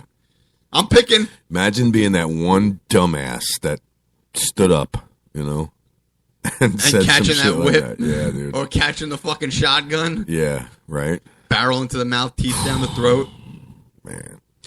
And this is the America we live in. Everybody should watch the gangs in New York because that's the kind of world we lived in the 1800s. They were screaming, kill niggas, hang this one, fucking damn the Irish, damn this one, damn. You know, they're Father, do you know there's a nigger in your church? Yeah, I mean, what the fuck, dude? Yeah. The fuck does that matter? Yeah, it was a wicked movie, man. Wicked movie. I had to watch it again just to. Yeah, but you know it sucks on cable. It does suck on cable because all the boobies are gone and all the cursing is gone, and you got to see some really nice boobies on that one, especially from what's her face. Fucking Cameron. Yeah, Cameron Diaz. Yeah, we got to see Cameron Diaz's little bumps. Diaz, her little nips. Gunman home to be destroyed. Which gunman is this? Who? Newton, Connecticut. Oh, that was the Sandy Hook, right? I guess. Yeah. Why would you destroy his home? It's a beautiful home. It is a beautiful home, but you fucking sell it, you jackasses. Memory. I'd buy the motherfucker. It's gorgeous. Look at that place, dude. Yeah, but you can't even talk about I it. can't You're even like, I was thinking, what clicked in my mind about memories of a tragic incident. They still have the Amityville Horror House up. I know, right? It's an icon now. Yeah, it's an icon. It's a so this could be the historical Sandy site. Hook Horror House, you know? Tim's Killing like, a bunch of kids. wah, wah. What do you think of that, Tim? Really? Local lawmakers in Newton, Connecticut voted Wednesday to destroy the home of the gunman who killed 20 first graders and 6 educators at the Sandy Hook Elementary in December 2012. Do you know that if you look at the casualty list provided by the FBI, there's not one death in Connecticut in 2012? Why? Of They children. covering it up? Either Or that because or they were children? It's I don't know. It's either that or it was a hoax. I love hearing that. Sandy Hook was a hoax. There was no children killed. No one died. Really? Do you see this this guy Adam who was the killer man? You see his Adam picture? Lanza. Lanza? He looks like a fucking serial killer. He lived in his in the home with his mother Nancy, who he killed before embarking on the shooting rampage. He killed her too, ultimately killing himself. The land where the Lanza house currently stands will be turned into open space, according to the Associated Press. The house, which is owned by the town of Newton, is expected to be destroyed sometime after the winter season, according to the Associated Press. That I don't think they should tear it down. I don't think, you know what? You want to do some good? Put that fucker up for auction, all right, and give the money to the families of the victims. Well, see, it makes me wonder why they're going to do that, but it says that the Sandy Hook Elementary School was demolished in 2013 and then rebuilt. Why the fuck would they tear down the school and then rebuild it? I don't know. I don't get that either. Why would you do that? I don't know. The house was last reported to be appraised in 2012 at an estimated $523,000. See, that's what I'm saying, dude. How many fucking victims were there? 20 victims. 20 victims? 20 I victims? thought it was like 26. 20. 20 victims. 20 victims, yeah. So let's just lowball it and say 400,000 divided by 5. That's a goddamn good number. Yeah, give it to the fucking families. Yeah, that's a damn good number. Sell that motherfucker. Somebody's going to buy it, you know. They found 1,600 rounds of ammunition, at least 10 knives, and 3 samurai swords inside the fucking house after the shooting. I'll take you to that place that I told you about over here on Landover. The house is still all boarded up with the busted windows where they threw the flash grenades through and shit with a dude, where I got caught in the crossfire. How long ago was this? This was just last year. Yeah. Guy fucking woke up this morning, decided he was going to shoot his neighbor in the stomach 4 times. Walked over, knocked on the door. Boom, boom, boom, boom. Walked back to the house. We pulled up, seeing the ambulance next door. None whatsoever. Walked back to his house, have a cup of tea. Yep. We pulled up, seeing the ambulance, taking care of the dude who just got shot, not realizing that we're parked in front of the house with the dude who's got the gun, did the shooting. Next thing you know, fucking cops jump into action. They were more than happy to pull it. They just loved the fact that they got to pull out their AR-15s. You know what I'm saying? Oh, we got tactical. Oh, yeah, dude. They were like, yeah, we're here first. We get the fucking, let's shoot this motherfucker. Let's shoot this motherfucker. Bro, that was their intention anyway. They weren't going to take this dude alive. Hell no. They had every intention on killing him. And if he didn't have a gun in his hand, they would have put a gun in his hand. Dude had a gun in his hand. He doused the house in gasoline, and they found him with a Zippo lighter, dead. What he tried to do, well, it wasn't even a Zippo lighter, it was a Bic lighter. What the dumb fuck tried to do was light himself on fire, then shoot himself in the head, and then fall down and burn the house down. Yes. What he failed to realize is when you shoot yourself in the head, you release the lighter, the flame goes out, you land in a pile of wet gas, and you're dead, and the house does not burn down. Yeah. Well, because the fumes on gasoline is the things that ignite, not the liquid. Nothing happened. Nothing happened. I guess he tried to shoot himself and then light it. He figured he'd have that, that I'll have that second afterwards that I'm still alive after I blow my fucking brains out. Yeah. Didn't work. Nope. Didn't work. How'd that work for you, guy? Yeah. He's dead. That's how it worked. He's dead. He's gone. He's gone now. But it would have been fucking wicked if he torched the house, because I was right there, bro. We seen everything. You would have been fucking right there, right there, with the camera rolling. Yeah, the only person there at the time videotaping this shit. Yep. You would have had nice documentation. I'm hiding behind a fucking footage. I'm hiding behind a the landscaping bricks that you put around your fucking. It's like the Belgium block. They're only like 3 inches tall. I'm hiding behind it with the camera sticking over my safe. head. I'm good. I'm safe. As long as they don't hit me in the head, I'm good. You hear bullets go. Oh my god, bro! I look over at this one deputy that I know, and I'm like, "Sigh," and he looks. He goes, "Kennedy, what the fuck are you doing there?" I'm like, "Obviously not what I want to be doing. Get me the fuck out of here!" So he comes running over with this fucking like old sniper rifle he's got. It looks like a fucking, a World War II fucking M1 Garand. No, it looked like a what the hell is it? What they had before the M16s? You remember? Was it the Tommy guns? No, it wasn't a Tommy gun. It was a military gun. It's the ones with the clips. You go pow pow pow ping. I'm supposed to know this. You are supposed to know this, Mr. Gun Guy. I'm supposed the to gun know guy. This. For some reason, I don't. You don't. I forget what the hell they were. The M14? M14 is what it looked like. Yeah, that's what it looked like. It looked just like it, too. And sure enough, I ran my ass off. I ran so hard and so fast that I fucking tore all the ligaments on my left foot. Trying to get out of there. Couldn't get out of there quick enough. Tore them up. Tore my, what is it? The arch? Achilles. No, not my Achilles. All the fucking ligaments that go and run, your arch. Tore them up. In where? Your back, your leg? My fucking foot. Oh, your foot. Yep. I don't know what the fuck they're called. In the arch of your foot, there's all them tendons and shit, ligaments. Tore them to fucking shreds. Yeah. What are they called? Yeah. I don't know. They're fucking whatever they are. They're ripped and it hurts. Tendons in my foot. Whatever it is, it's fucking painful. I fucking bent it the wrong way. Jeez. I was running that fast, bro. I was out of there. Did you have a camera at that time? You were fucking running with it? Booking No? it. Yeah. Booking it. Yeah. And it was a few months before I got the helicopter. Mm-hmm. That would have been great if you had that shit, man. Right over fucking the house. Yep. And they would have fucking hated me even more than they do. Oh, yeah. Because I do it every time. There was a few incidences after I got the helicopter that they'd block everybody, way, way away that you can't even see with the camera. Up goes my camera, and I hover it right over their fucking heads by about 100 feet. That would have been some great footage. Imagine the ship was on fire. I've got a few. I'm talking about that house. Oh, yeah, that would be fucking awesome. News reporters That would be want that. awesome. News outlets, networks want that shit. I've sold some footage. Yeah. Made a lot of money on it. That's great. Made a lot of money on it. And then the FCC came in and said, nope, you can't sell it anymore. You can use it for personal use, but you can't sell it. Well, you have to have proper documentation for that. You have to have a pilot's license. You got to get fucking tail wing. I'm talking about any footage. If you go to an accident scene or something like that, you have footage that the I network can. wants, you can sell it. Yeah, I can. Yeah, absolutely. Yeah. Anybody could, for that matter.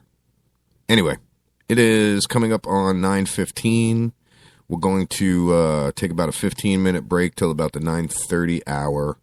Got to refill my coffee, smoke a cigarette, that kind of bullshit. So, Bathroom. yeah, bathroom break, all of that. So we'll be back in about 15 minutes, folks. Talk Shit Radio Network. Stay tuned.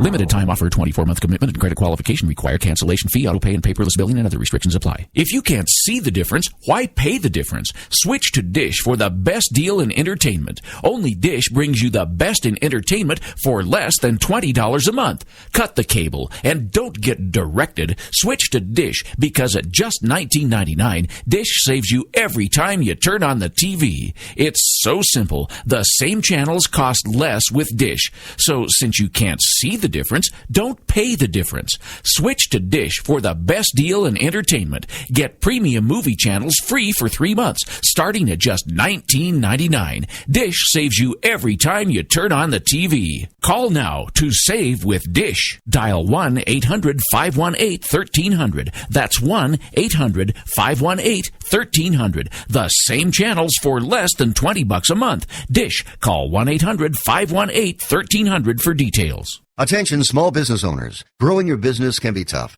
Just when you thought you were making money, you found out that you owe the government money. And now that you owe the IRS their cut of your business profits, you may be broke. And if you don't take things seriously, jail or have your business shut down. But you do have an option.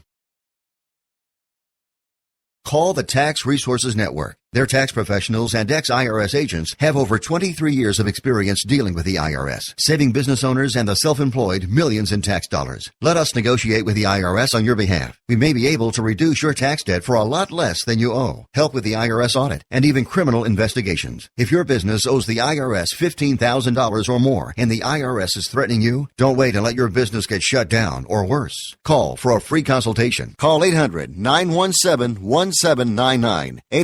800-917-1799. That's 800-917-1799. Again, 800-917-1799. Are you worried about losing your home to foreclosure? If you've been threatened with foreclosure or received legal papers from your bank, you have approximately 30 days to respond. If you do not respond, you could lose your home. You have rights. Act now to protect your rights. You can stay in your home. Many times you can even modify your loan. The bottom line is you can get past this, but you must act right now.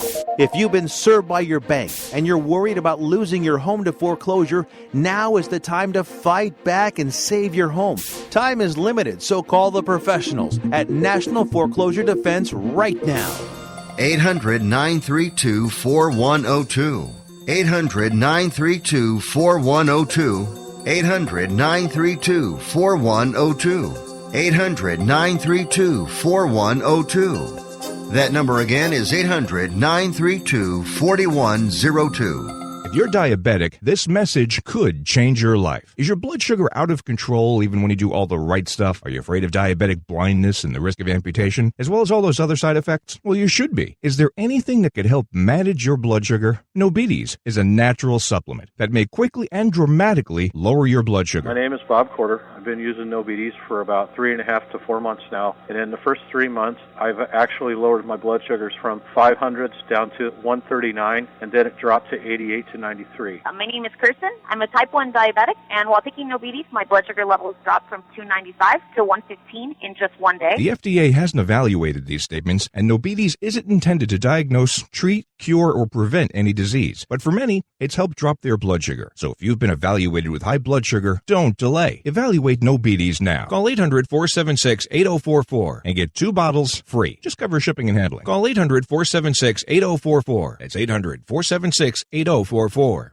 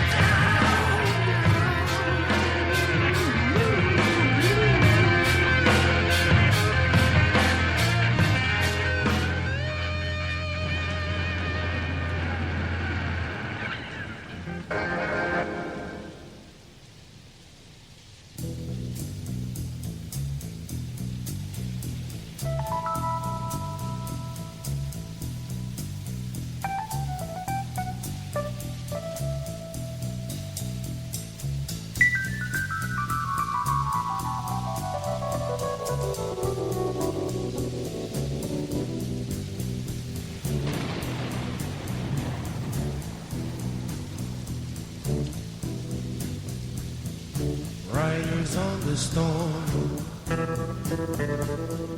Riders on the storm.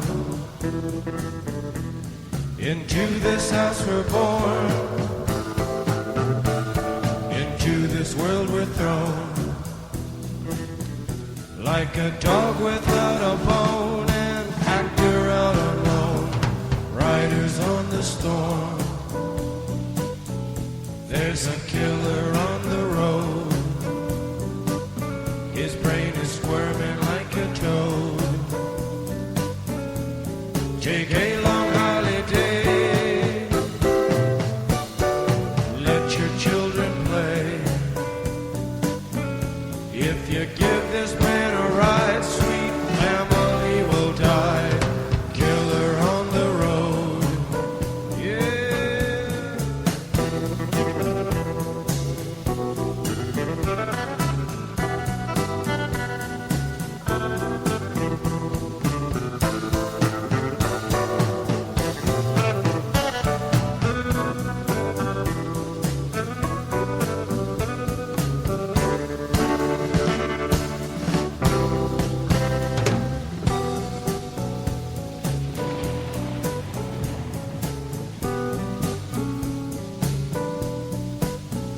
Girl, you gotta love your man. Girl, you gotta love your man. Take him by the hand. Make him understand. The world on you depends. Our life will never end. Gotta love your man.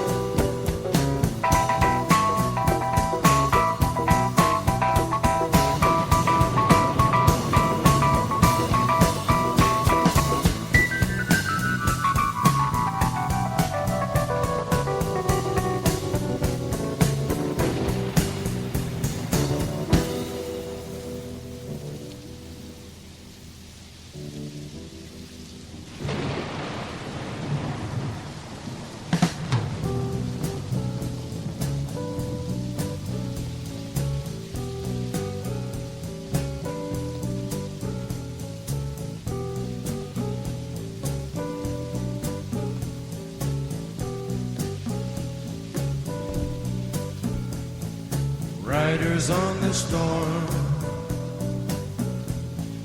Riders on the storm. Into this house we're born. Into this world we're thrown. Like a dog without a bone, an actor out alone. Riders on the storm.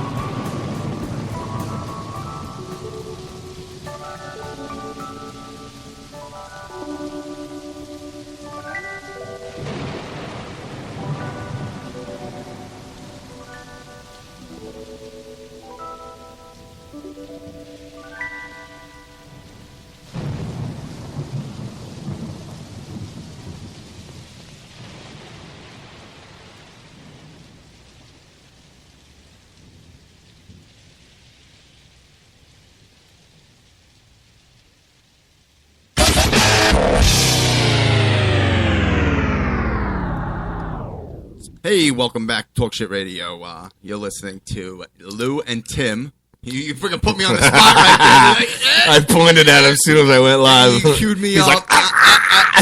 like, You're like, check out what the Silk Road trial is about. I'm reading about the story, and I see a finger in my fucking face. Jeez. I love being in this chair. I love being in the captain's chair. I get the point. I'm actually uncomfortable sitting in any other spot when we're live. Oh, I bet. I feel like lost. Yeah, you feel like you're not at your own spot. Yep. Well, when I'm sitting there doing the Talk Shit Radio news and the block parties, I feel comfortable sitting there. You do? I do. Yes, Oh, yeah, absolutely. Yeah. It's nice. I'd like to hook up the second monitor to the broadcast computer. Here. Oh, okay. We only got the one. Yeah. I'd like to hook up a second to it. So then you have that and another one? monitor, yeah. Yep. Oh. And at that point, I'll go ahead and I'll put the full monitor tower back in here, and we'll have 1, 2, Why would 3, you and need 4. 2 screens? Broadcast computer. Cameras. Oh, yeah. You know what I'm saying? The TV and the video. I mean, and the audio. At the same time. Yeah. Right. Oh, yeah. So I can monitor all of it. That's a little too much work then, at that point. Yeah, sit there and fucking go from board to board or computer screen to computer screen. And talk on the show and read stories and you know what I mean, And run the soundboard and run the video board. Yeah. That's kind of why I want to. That's multitasking, right? Yeah, I want to change things up. That's why I want to find a host to replace me. Well, I need to change things around again. I need to come off the show and concentrate more on production. It's obvious. We're never going to get anything done if I have to. Yeah, but you got people fucking coming in and out doing a month or two, maybe. That's part of the problem. And then doing the dip. Right. Nobody. I need somebody who's serious about broadcasting, who wants to get what's called a portfolio, okay, of your work.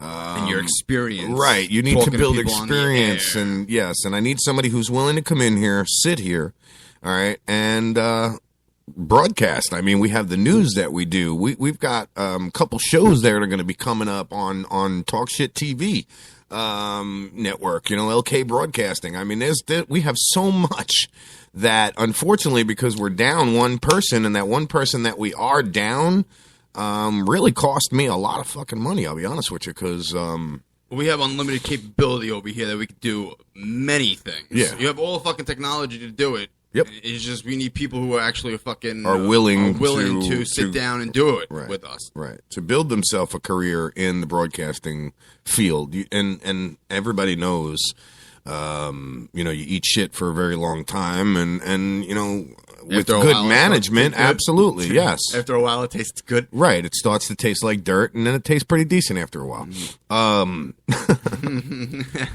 it from me. I know. I do. I don't know about that. I'm looking in Pinellas County. Okay. Why? Did you want to continue? No, I was just gonna, you know, move on anyway. Oh, so okay. I was still thinking about that Silk Road trial, what that was about. Well, I have it pulled up here, but Yeah, I because really I threw you on the spot. Yeah. I got an article up, and I'm gonna go into it a little bit, and it's about the Silk Road trial, and I wasn't sure, and I didn't know what the Silk Road trial was all about, so I'm gonna hopefully read into it, and what got me interested is the headline. Yeah, I was wondering because what you meant. Feds charge man with crimes in Silk Road trial that the government itself is guilty of. And we all know how suspicious I am of local law enforcement, the government, and everything that goes on. I'm very suspicious of, which, you know, it's my constitutional right to be suspicious of that. And every American should be suspicious of their government. It's how good government is run. if we're not suspicious of our government, there's something wrong, And if the government is worried about us being suspicious of them, there's something wrong. That means they have something to hide. If we're not suspicious of the government and we don't keep them on their toes and make them fucking accountable, then who's going to? That's our job. Another word for politicians: crooks. Correct. That's what I've always come to realize and come to find out, that these guys are all fucking crooks no matter what. Pretty much. Legal crooks. Legal crooks, yeah. They're allowed to do what they're doing. Who command their minions, the gangsters with badges, to do their dirty work for them. Just like when we go to war with other countries. They command their troops. They may not have badges, but they have uniforms and guns.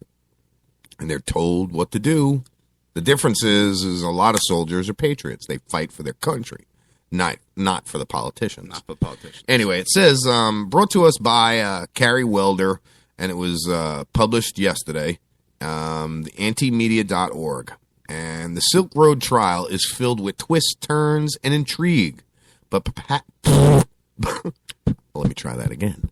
But perhaps the most revealing fact of the case is that the federal government is guilty of every single crime it is charging against the accused Rosh Ulbricht. Isn't that a surprise? So they're okay, here we go. Number 1, narcotics conspiracy. The CIA has been accused of, as one Mexican official puts it, managing the drug trade. It also has shady connections with the opium trade in Afghanistan. Further, the FDA pharmaceutical companies have committed a massive narcotics conspiracy to bring highly addictive opiate painkillers to the market by approving them as safe. None of these agencies ever stand trial for their crimes. Number 2, engaging and continuing in criminal enterprises. Okay, Ulbricht is charged with continually participating in the Silk Road. Though his lawyer last week stated that while Ulbricht stated the organization he soon after relinquished control, the same cannot be said for the criminals in office and in power with the federal government. Silk Road. Are you looking that up, though? I'm looking at it. Trying to figure out what it is. I'm trying to figure out what the fuck it is. Yeah, the Silk Road conspiracy. I guess we're looking up. I'm not too sure. This is very interesting to me. So they haven't been stealing. Hold on. And they aren't simply pushing drugs and operating outside the confines of the government-approved market. They have been stealing wealth, waging illegal wars, and unmitigated violent spying, illegal detaining and torturing at Guantanamo, and facilitizing. I should have known that one. Facilitizing military police brutality. They conspire with corporations to centralize control and wealth. These are all crimes against citizens, but unsurprisingly, the DOJ, Department of Justice, is not going after the instigators. I keep looking away to try and read ahead like you were yesterday. Yeah. I was stumbling all over my fucking words, but I do that either way, so. Yeah, well, I try to do that as I'm reading. I try to, read ahead of where I am so I can make it flow, but sometimes it backfires and you stutter. So, number 3, and this just keeps going on and on. This is interesting. I'm not going to read all the other shit, but here's what, they're trying to charge him with. And I won't read the definition because, I should. So, conspiracy to commit computer hacking. It is immensely hypocritical that the prosecution is charging Ulbricht with conspiracy to commit computer hacking. The FBI openly advertises for hackers and admits that it violates drug laws by hacking potheads since they can't find hackers who don't smoke weed. The U.S. hacked Iran's nuclear system and hacked North Korea before claiming that North Korea hacked Sony. Hacking is bad, kids, except when the federal government does it. The Silk Road is an anonymous marketplace to buy drugs. It's an anonymous marketplace. Yes. To buy drugs. To buy drugs. And I'm looking at a little That's screenshot. why sounded so familiar. I'm looking at a screenshot, and it has drugs as one of the categories in the left side where you could click. It says cannabis, weed, hash, seeds, ecstasy. Get the fuck out of here. Opiates, stimulants, and others. Really? And on the screenshot it says cannabis, and it says early outdoor cannabis seeds. Wow. One is early male chunky monkey cut cannabis seeds. I was wondering why it sounded so familiar. SilkRoad.com. And I was looking on Silk Road. Is it still up? It's not. It's not up. It's not up. I wanted to see if I can get on Silk Road because I typed in Google Silk Road website. Right. And it just says a marketplace. This is Wikipedia. Uh-huh. It says Silk Road was an online black market. Was an online black market platform for selling illegal drugs. The Deep Red. It was so part now of the all Deep of this Web. makes sense, bro. In 2013, FBI shut down the website and arrested Ross Ulbricht under charges of being the site's founder. Right. Dread Pirate. He's also known as Dread Pirate Roberts. Gotcha. Run the former administrations of Silk Road. It was to shut down the alleged operations and arrested in 2014. He was just arrested actually in November of this year. Last year. October 2nd, Ross, alleged by the FBI, was the owner of Silk Road, person behind the website. It's a website to sell illegal drugs, and he was generating approximately $3.6 million in a month. Of revenue to the website. Wow. Holy shit. So now a lot of this is making sense. So it goes on, just like you were saying, number 4, money laundering. While the government may not be guilty of laundering money that we know of, it has created an environment where such actions are enabled and accepted. HSBC laundered money for terrorists. It was found guilty of laundering money. All right, so it goes on. Ordering murders for hire. It says, while Ulbricht is not being charged with ordering the death of 6 of his competitors, the prosecution is certainly highlighting it. Unfortunately, the federal government, the prosecutors work for, is guilty of blah, blah, blah. Yeah, of course they're guilty of the same shit. They fucking, all the wars they've started, and you know what I mean? So I'm surprised he didn't get killed by the cartel or people that were on the black market. Yeah, exactly. So this is interesting. It says open murders for hire. While Ulbricht is not being charged with ordering the deaths of 6 of his competitors, the prosecution is certainly highlighting it. Unfortunately, the federal government, the prosecutors work for, is guilty of the same crime. In addition to hiring, funding soldiers to wage crony wars around the world on lies, which is basically, hiring black ops guys and sending them over and, all the shit you see in the movies, the CIA recruiting, that goes on.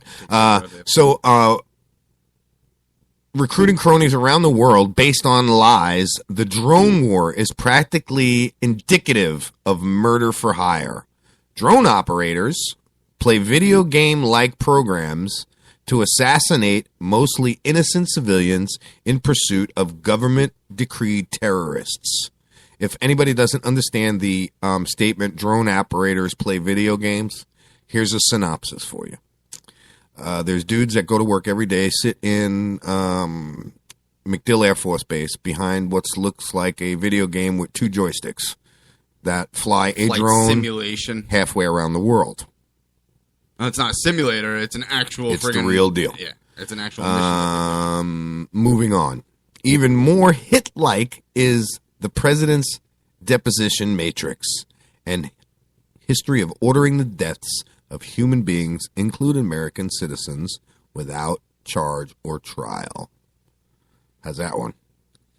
Oh, why would they get a charge? Why wouldn't they get a fucking trial? They would just order the deaths no matter what. Yep. Whatever their fucking charges are. Well, if the government shutting them up, and I'm going to say the government, as a general statement, deems you as a threat to national security, they can take you, remove you, bring you to a place where torture is legal. You will never be seen again. And kill you. Right. So it finishes up to say what the Silk Road trial boils down to is the confirmation of freedom and authoritism. It is the desperate attempt of the government to cling to control over enterprise, competing currencies, freedom, and the inventable destruction of the matrix. The government being guilty of everything it alleges against Ulbricht is a sad statement on the power it currently wields. The reason enough to side with the defendant. The government basically shut them down because he was taking their fucking their business, what they do. Right. Looks like it, doesn't it? That's basically what they're doing. It was a monopoly type situation. And they closed him down. Yeah. Yes. Because either they couldn't control it. They had no way of stopping the income that was being made. Look, conspiracy to fucking to commit fraud. What else? They probably hit him with a RICO statute. Okay, organized crime, all of that, money laundering. Yeah, I mean, in the months that he was 12 months, and when he was in business. They said that he made upwards to $30 to $45 million. Wow. In a year. Wow. That is amazing. Yeah, that's bro. fucking crazy. But how did he start this fucking website? I don't understand how he was getting these drugs transported in. It's up to the seller and the buyer, probably. Where they could ship it. That's the way I would structure it. Yeah, I would just supply the platform to do it. And let everybody else do their own deals. Certainly, so you don't have to really fucking do it. I've had a few ideas that are similar to the Silk Road website for meeting women. You know what I'm saying? But it was, if you look at it, can be misconstrued, and this is why I didn't go any further with it, as prostitution, organized prostitution, or whatever you wanted to call it. Or human trafficking. Yeah, something like that. You know what I mean? Listen, for every idea that you have, there's a law against it. I'm sure of it. You know what I'm saying? So I looked at it, and I did some research, and I talked to people, and I asked, and input, read, and finally determined that it can be looked at as like, what did we say that we were thinking? Remember I'm trying not to say it over the air. Let me turn my microphone down and talk to Silent Mish. You know what I'm talking about over here?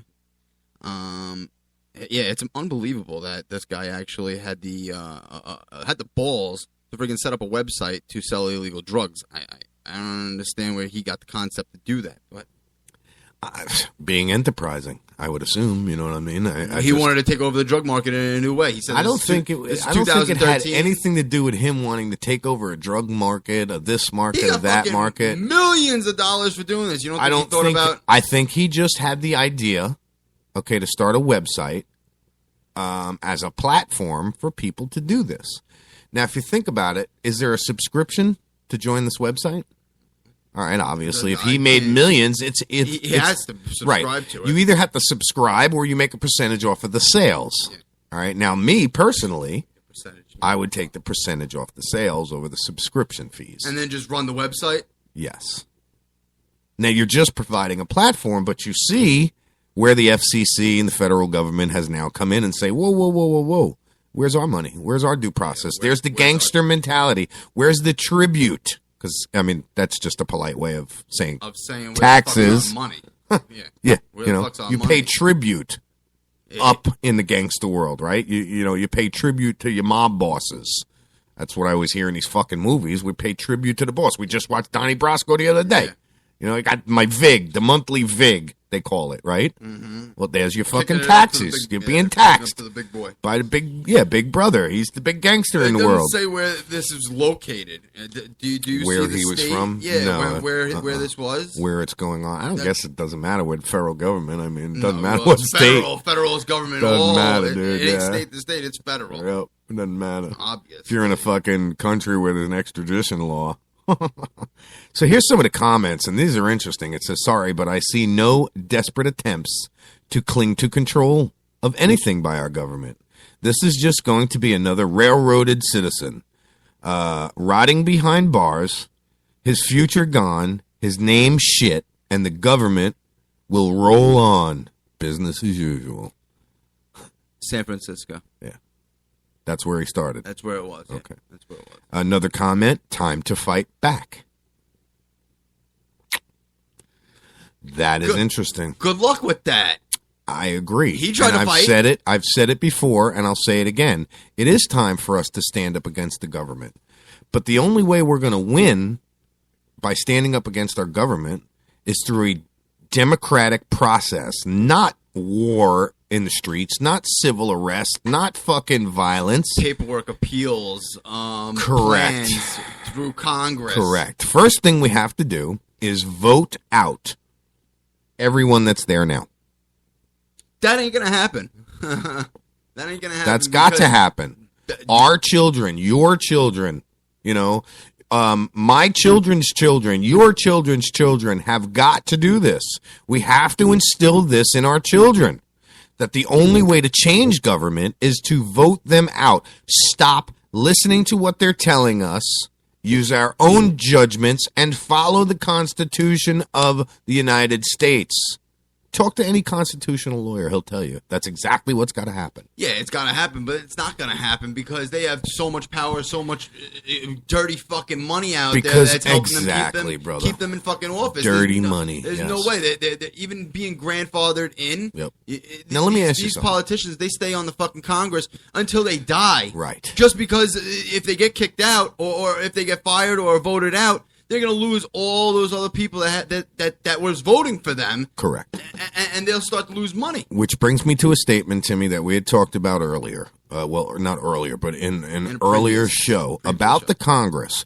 With a 90% reelection rate and a 10% approval rate, how is it that they are still sitting where they're sitting and still doing the job that they are doing? How is that? 90% of them get reelected. 10% of them, 10% approval rate of 90% of the fucking people that get elected. 10% of the people approve of what they do, but yet 90% of them, and I'm going to keep saying this and saying this and saying this until people fucking think about it. How is that? That is government corruption. That has to change. Jesse Ventura is pumping about it. Term limits. You need to put limits on the terms, just like a president, on Congress. Shit, I'm afraid that Obama, he might be going for another fucking term. Listen. They just like with Roosevelt way back when. Yeah. And you did so well. You know what? Yes, you did so well. good. We're going to trim a little fat off the Constitution and say you can run again. You can run again. And you're going to get elected again just because you have so many people backing you. Yeah. Yeah. How does that work? I don't see it happening that way, honestly, Timmy. I see what's going to happen is he's going to declare martial law. It is the only way to control the citizens and the people that are against the government control. That's the only way I could put that, and not. Yeah, but where's he going to declare martial law? That's why we have FEMA camps now. What That's is the why reason to declare to martial control the citizens that are that don't like the way the government is doing things. And at that point, to it's a then dictatorship. yes, to then create what's called civil unrest and be able to use that as an excuse to declare martial law. But see, just like this whole fucking Silk Road thing, all right, what they'll do is they'll instill martial law and use violence to uphold it, to uphold the law. Thank you. And what that will do is make the citizens fight back violence with violence, and then the government says, well, see, that's why we instilled it, because this one's fighting, and then the propaganda starts. They lock up all the people that are aware and keep all the people out, and it becomes that perfect society, new world order takes in effect. It's civil war that we're having on our fucking country. Where's the fucking Illuminati, like they say they are? They say they control the government and they're not going to. Well, if you control the government, if the Illuminati controls the government, then you're fucked up. What is the fucking government paying you? Right. Why don't the feds go after the Illuminati? The Silk Road thing is nothing. It's small potatoes compared to the Illuminati, quote unquote. I've gotten fucking email after email after email being invited to join the Illuminati, a small broadcasting Where the fuck are station, they? brainwash, somebody like me and have me broadcast a message. Oh, God, I fucking ripe for the pickings. Nah. I am me. I am not you. I mean, all of these fucking stars with the fucking Illuminati signal and a symbol. And what is that bullshit? Where are they? Where are they? You say you're not happy with the fuck way government's going? Here's another one, anonymous. You say you're so fucking powerful and hacking the government, all this shit? Stop the bullshit already. Stop them. You know what they're fucking doing. If you could fucking hack all this paperwork and shit and see what's going on. They look at it as they're small potatoes because they're small potatoes too. They're small potatoes also because the government, they're fucking, they're top of the fucking food chain. You want to hear? Here's a monkey wrench in the whole fucking thing. What if Anonymous was made up by our government to say, hoo-hoo, we've got heroes again, people that are standing up. Meanwhile, they're the ones backing them. Right. False flags, whole black op operation, working for our government to throw up a fucking smoke screen for you, and we'll just wait for Anonymous to take over. Yeah. Meanwhile, fucking Uncle Sam's sitting there with his finger on the fucking button on Anonymous. You know what I'm saying? Come on. Probably what it is. That's probably what it is. It's just, it's those things that make you go, As, what was his name? Who? Things that make you go, What the fuck was the rapper's name? Damn it. Rapper's name? Yeah, it was a rapper. He did the things that make you go, Make go. Yeah, he wore them big baggy pants and what the fuck is his name? I can't remember his name. Talk about a brain fart, man. Damn. Freedom Williams? No, ain't no Freedom Williams. Jesus, somebody help me out here. Somebody jump in the chat room and tell me what the fuck the name of the rapper was that sung the song and he wear the baggy pants. Yeah, that sounds good. Ooh. He, Jesus Christ, When what was his this? name? It was the things that make you go, what the hell was it? It's going to make me Arsenio? nuts. Not Arsenio, it was his buddy. Well, Arsenio said that, but yeah, okay, it was Arsenio. It was Things that Arsenio. make you home. Was Yeah. it Arsenio Hall, right? Yeah, right. So he said it. But now what's that damn rapper that I can't think of? I'm going to come on later and just out of nowhere. You're like, I remember. Remember that rapper I was talking about this morning? Who the fuck was it? I can't remember now. Shit, I can't even remember any of his songs. Groove Shot. No. All right, so I'm going to... I Googled it. I don't fucking see it. Baggy jean wearing rapper. Pants, You can fucking see every single black guy out there. from the 80s. From the 80s. What was it? I don't know. I can't remember. CC. MC Hammer. Ah. Yeah, MC Hammer pants. How can I have forgotten that? Holy shit. I used to have a pair of MC Hammer pants. I never listened to fucking MC Hammer. Did you used to have those parachute pants? I used to have parachute. Yep. I didn't do the walk or nothing like that. Yeah, they were right, comfortable, you bro. did. They You were know you comfortable. did the walk when you were in the club. Yeah. The raves or what was it back then? Discos? Listen, I went to the different kind of clubs, bro. Clubs I went to, there was very little music. You probably were so fucked up you didn't hear it.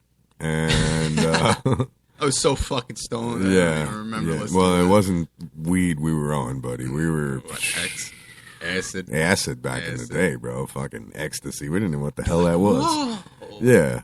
Hell yeah, dude. I used to go to the mall, I'm telling you. Just go hang out in the mall and just stare at people. I thought they looked weird. I could just imagine what I looked like. I used to go to the malls, and in Smith Haven Mall, there was a couple, That's where we used to go. Bums over there. And, during Christmas time. Was there? Yeah, there was a couple I've bums. never seen one. Yeah, there was bums when I was around. I remember it was Christmas time, and we would get a roll of coins, like a roll of pennies or dimes or something like that. Uh-huh. We flinging them across the friggin' the mall, and you see these bums run to go get them. Oh, Jesus Christ, dude. You're just as bad as me with the quarters with the titty boy.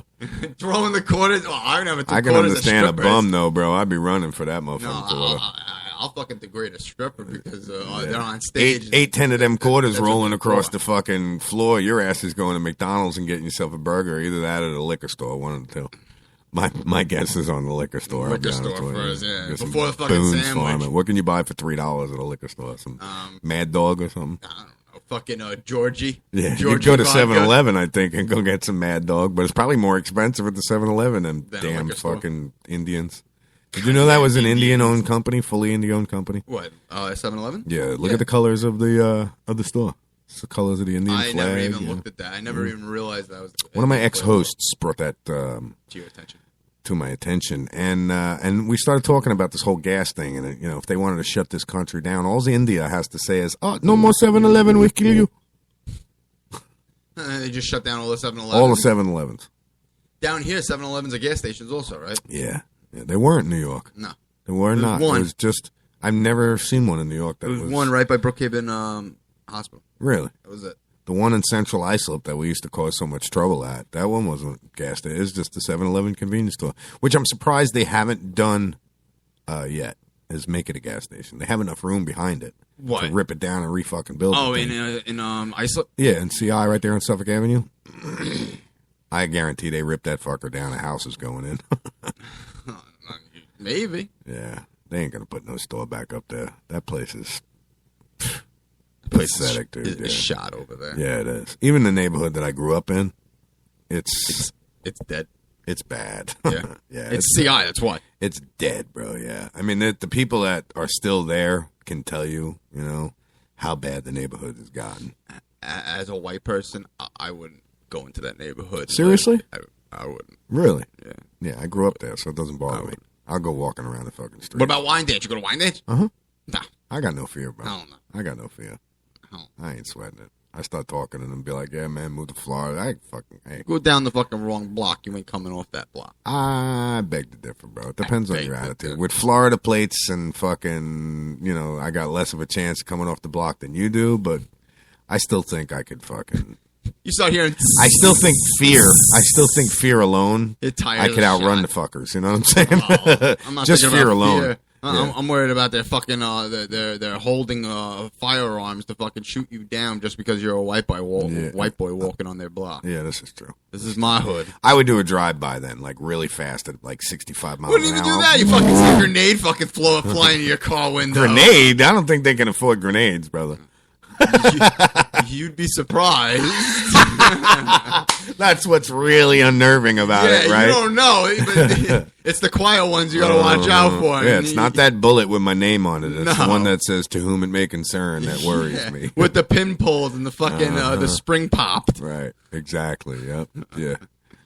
You see a fucking RPG stuff flying by your fucking car windshield. Questions answered. Take number. Pull pin and wait. Push here. Yep. All right, so let's move into a little weather here for a minute, and then I got to take a couple more commercial breaks here, brother. I'm trying to pump these commercials, so. No, I understand. Yeah. I'll be pumping them also. Yeah, nice day ahead. A nice day today ahead of approaching cold front. So apparently, Bay Area residents will see another nice day today with above normal temperatures. But according to meteorologist Julie Marquez, a cold front is on its way. Yeah, we're getting into the coldest month. It was supposed to be the coldest month in the beginning of January, and No. it was kind of cold. And Not where was true. it? December? It's usually when it was really cold. when it gets really cold, somewhere around about a week ago to the end of February. Then mid-March, you'll start to see shit really start to change again, and temperatures rising and rising and rising, and finally you're just like, oh, please, winter, come back. It was nice. Oh God, I'll it's be horrible. fucking dying in April are going to be calling me every morning and coming outside going, dude, can you come get me? It's fucking 80 degrees out and the sun ain't even up. and the humidity's fucking 90%. Wicked. I'm gonna be dripping while You haven't experienced a full summer yet? No, not here. I've been here during summertime. June, July. Yeah. August. August is the worst. Yeah, but I was only here for a week maybe. Yeah, so you ain't seen shit two yet. weeks A week ain't, it ain't bad. When you're in New York and the temperatures are lower and you're just like, wow, this is nice. I'd All be in the summer hotel and heat. room, Yeah. fucking, in the pool. Nice, cool area. You got a pool at your grandparents' house? No. Oh, dude. You're going to be taking a lot of cold showers. I'll take the cold shower. Yeah, it's horrible, bro. It's horrible. It takes quite a few years. Forget getting a job and going to work outside, brother. You ain't doing it. You'll pass out from heat exhaustion. You'll fucking break a... Some days they probably don't even work because of how hot it is out, right? Yeah. Yeah. Yeah, imagine going back to what I used to be doing with the HVAC. I'd be in the fucking attic. They find my corpse days 120, later. 130 degrees. This guy's truck, he's been here for a couple of days. What is he, sleeping up in the attic? And start fucking going up there. You'll see my dead corpse shrivel to a pulp. Yeah. It's supposed to start falling into the 50s during the day, beginning Saturday afternoon. It will be windy and cool. It's supposed to rain the next couple of days. 10% Thursday, which is nothing. 60% Friday. So, yeah. Chance of rain. Anything over 50, 60% is going to rain. Yeah, but it doesn't rain. It doesn't rain that long over here. It's coming and gone in like an hour or two. Yeah, but in an hour or two, you'll get 3 inches of rain. Yeah. That's crazy. Yeah. Next time you're here and we get a good rain like that, you watch these rain meters. They all are very accurate. Like, shoot! It's unbelievable, the rain rates that start coming down. You know, we're talking 3 inches an hour. Yeah, that's crazy. But it'll only last an hour or two. Yeah, and then it's done. But you've got like 8 inches of rain in a fucking 2-hour period. Flash floods. Yeah. Like the rain up in New York, it'll rain all fucking day, but maybe only rain about an inch or two. Yeah. Maybe. Yep. All day. Yep. Constant drizzle, you'll get maybe. Here it's an hour, you got 3-4 inches. Yeah, it's amazing, brother. Amazing. Fucking water drops the size of golf ball. Out in front of the studio, you can have 4 foot, 5 foot of water out there in the street sometimes. You know where that little drainage indentation Over is? here? Yeah, if you stand in that fucker, bro, it'll wash you away and take you out to the lake. I've seen it within a foot of the top. I seen it. I seen that shit. I seen it. I purposely go down there and dig holes in the floor of that ditch, and what that does is when the water starts flowing, it kind of slows it down and redirects it a little bit and draws sand and fills the sand and the soot back in. But it shows me a turret. If the water is 6-8 foot in that ravine, there's a huge wave going over that hole, because the hole creates a whole different fuck up to the current underneath. Why? Because of the suction and the flow? Yes. And it's not really like you've seen rapids on a river where the water goes over a rock. Well, it's the opposite. Okay, it's a hole. It gets sucked. It's a hole. Under, yeah. Obviously. Yeah. And that's how I can tell. When I see that indentation in the water right there, I know that water is fucking ripping through there, maybe 2, 3, 4, 5, 6 knots. Now, that hole is only going up underneath the street, right?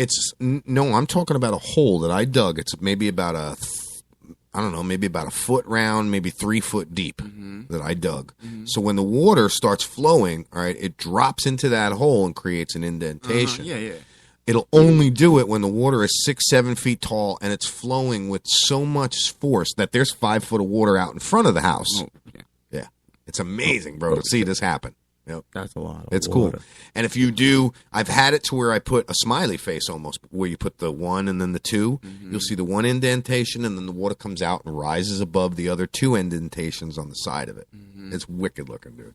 Wicked. Is that the reason why you did it? Because it looks fucking awesome? It's awesome, yeah. It's amazing what you can do with the hydraulics of it. Plus, it gives me an idea of how fast the water's moving. Now, which way does the water drain? That way or that way? Everything, if you look at a map of this area, and it's called a topography map, the topography layout of the land, everything drains from over there, 2 streets over, this way, right through my property and into this retainage ditch. And then into the pond that's in the back of these That houses is why the over here. county had to come and rebuild the berm, because there's millions of gallons of water that come through. Erosion. And it eroded that whole hill completely over. Right, yeah. Did they do that while you were here? I made them. I recorded it, filmed it with the helicopter, and had my camera sitting there watching them, yeah. Start seeing fucking mounds just It being was- taken. It was wicked, bro. Wicked. Yeah, pretty cool. But let's get some commercials going. We only got about 45 minutes left of the show, which is pretty cool because we blew through another one. Yep. Another one. I didn't even realize what time it was until I just I know. looked down. I just looked at it also. The last time I saw it was like 9:15. I know. It's like, wow.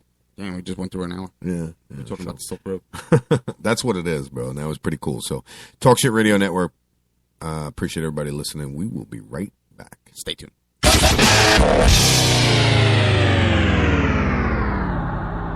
I didn't believe it. Neither did I. No way could you professionally remove unwanted hair, pain-free, and at home. My thoughts exactly. Remove my face and body hair without expensive, painful office visits? Not possible. Great minds think alike. Until I tried No Pro.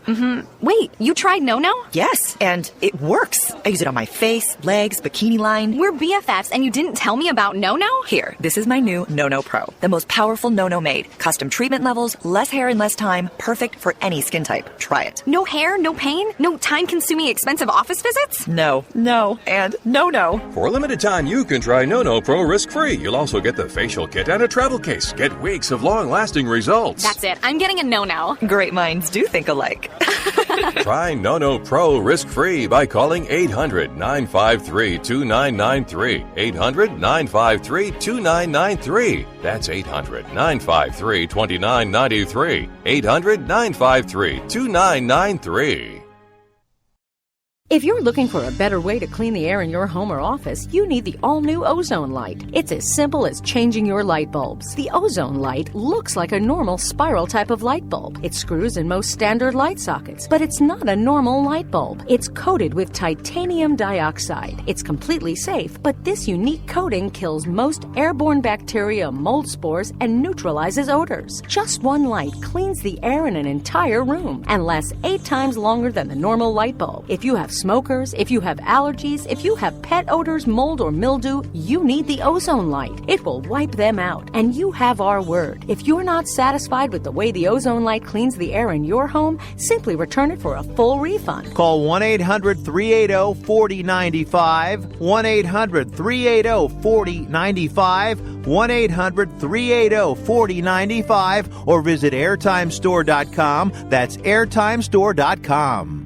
If you are successful at what you do, whether you're a doctor, a lawyer, a business owner, or you have a great career, you understand the concept of protecting yourself. Well, are you protecting yourself, your family, and your assets with quality term life insurance? Consider these possible rates. A man age 45, non-tobacco user could obtain $1 million of coverage for as little as $75 a month, and this rate is fixed for the next 10 years. We specialize in policies of $500,000 and above. A man age 50, non-tobacco user may be able to obtain $500,000 of coverage for as little as $115 a month. And this rate is fixed for the next 20 years. We have great rates for smokers, too. Call the Term Lifeline now.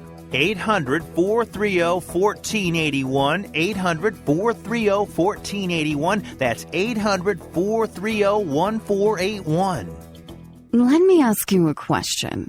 Are you getting enough? I bet you'd love more, right? Well, AdamandEve.com wants to give you more with 10 free gifts.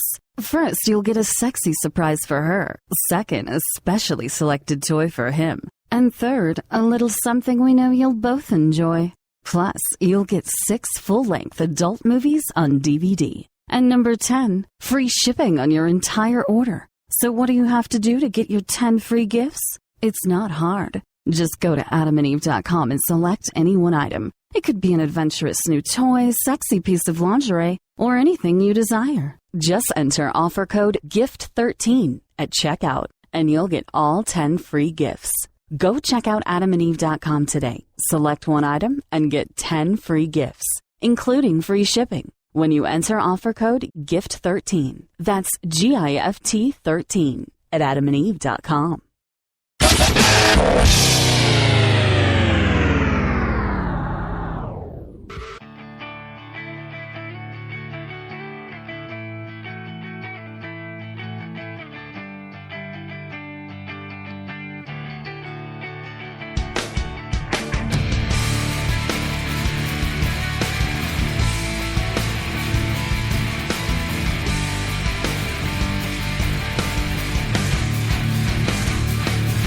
When dreaming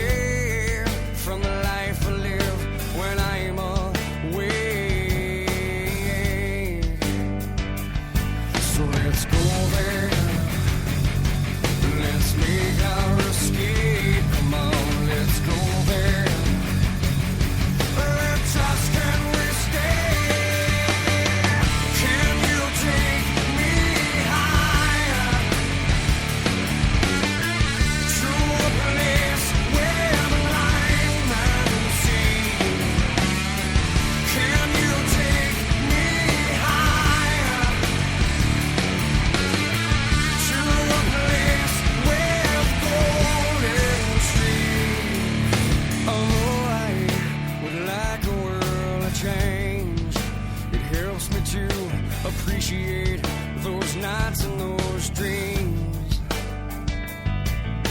But my friend, I'd sacrifice all those nights if I could make the earth and my dreams the same.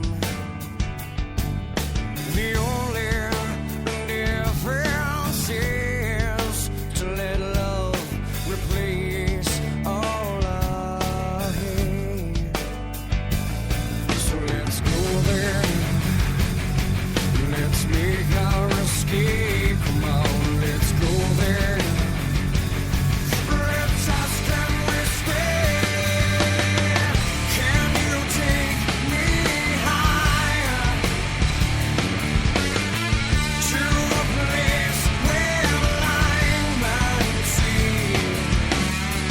Can you take me higher to a place with golden streams? So let's go there. Yeah, let's go there. Come on, let's go there. Let's ask, can we stay?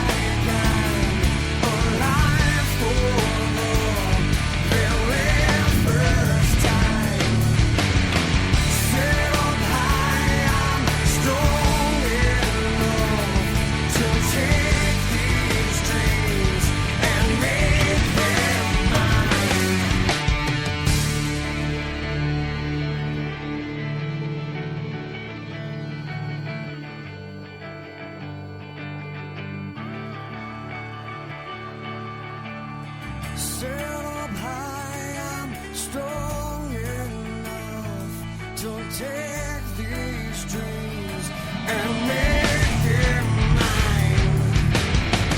Can you take me higher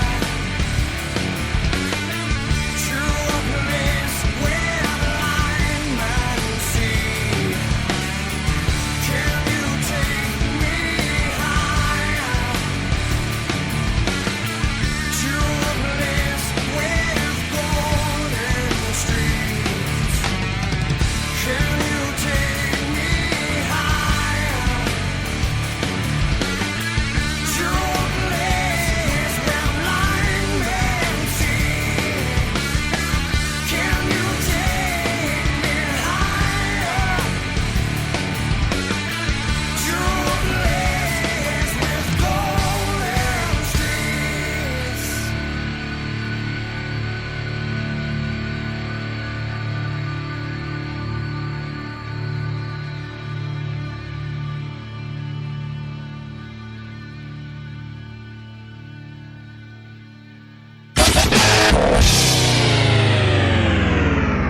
If you want to work until you keel over, have less of everything in retirement, or give back more of your hard-earned money to the stock market again, then just ignore me. But if you'd like to protect the money you save, receive a steady, predictable retirement income, and enjoy financial security for as long as you live, then listen to this. You can download a free report that reveals the wealth-building secrets Wall Street and the banks don't want you to know. You'll learn how you can get guaranteed growth, safety, and real prosperity without risking your money in the Wall Street casino, and how to get the money you need when you need it, simply by asking for it. This is the best way to have a 100% secure retirement and know your money will last as long as you do. To learn more about this method and to get your free report, go to 28security.com. That's the number 28security.com. 28security.com. Go to 28security.com.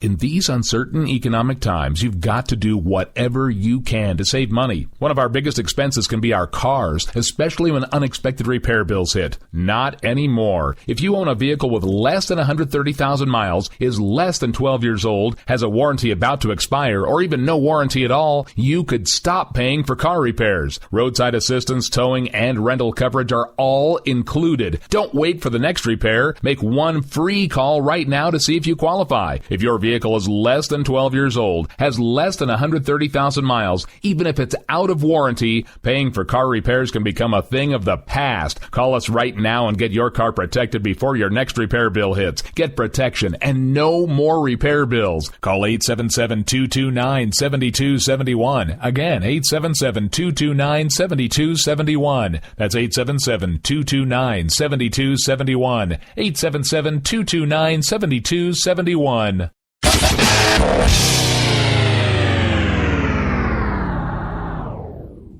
Don't point at me. Don't fucking point at me, because I'm not going to intro us. Don't fucking. I'm not bringing us in, because I tried to bring us in a couple of minutes ago when you said 30 seconds. I didn't hear the other commercial come up, so I started talking.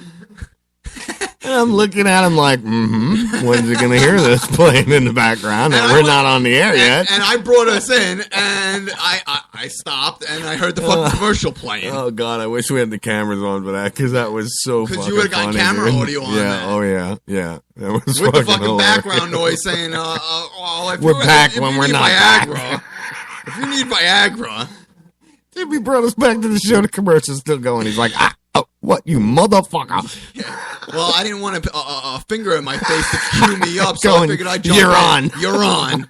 You're on air. You just told me to look up the Silk Road. He was trying to be a smart ass and jump one step ahead of me. Yeah. I was trying to jump in. That's too fucking funny, man. So, about those rats and asses. About the rats and the asses. Listen, I don't even want to talk about that on air, all right? Just let's leave the rats and the asses for off-air conversation. I didn't know people actually did that. But in other news... And yes, you can fart and light them on fire. It's pure methane gas. It will explode.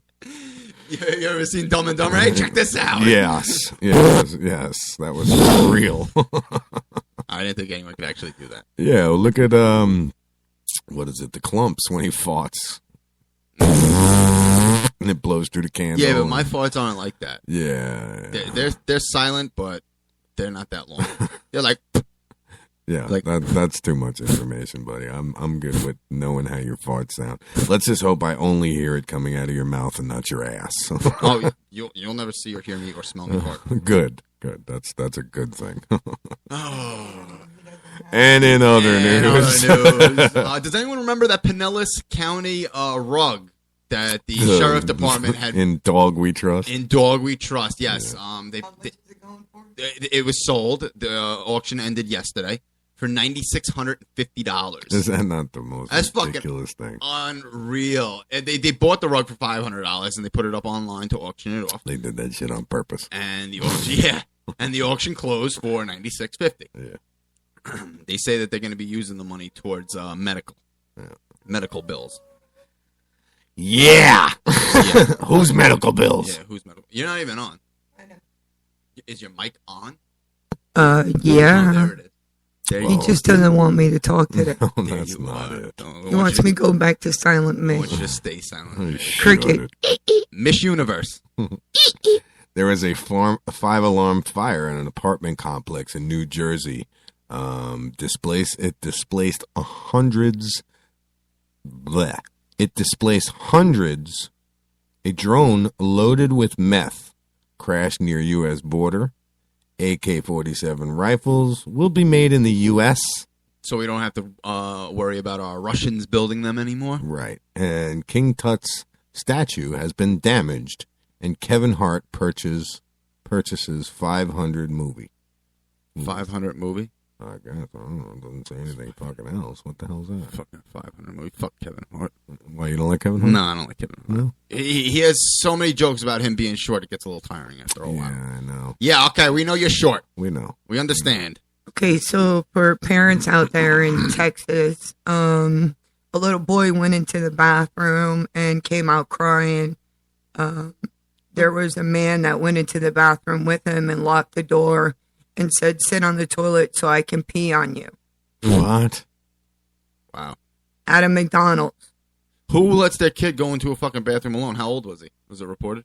He's got to be like 10 years old. He didn't want to go into the bathroom with his mother, which is understandable. And, you know, what if it was a younger boy than that? You know, the mother would stand outside the door. Yeah. And you got these sick fucking perverts at McDonald's. At McDonald's. Excellent. They did catch him, though. Excellent. Well, good. Thank goodness. Excellent if they can pee on. He goes, "Get on the toilet so I can pee on you." I told him no, Crispo said. I said no a bunch of times. A young man cornered little Christopher in the bathroom stall and repeatedly told him he wanted to urinate on the boy. Yeah, I'd kill him. No means no. The kid doesn't want it, doesn't want it. Keep your fucking piss to yourself. Put it in the toilet. Another thing is, don't fall asleep with gum in your mouth. Oh, yeah, I heard about that. A college student ended up dying, choking. Wasn't she like a tennis player or something? Yeah, like we've that? known Basketball that since we were player. a kid, didn't we? Basketball player. What? We've known that since we were a kid, didn't we? Yeah, I knew that. All right, so here's an interesting one. It says stripping for change. An all women of color striptease troupe, brown girls, burlesque, makes wide-ranging political statements on everything from climate change to, well, here's some fucking audio, so check this out. We got some strippers that want to get in the news. I didn't understand what you were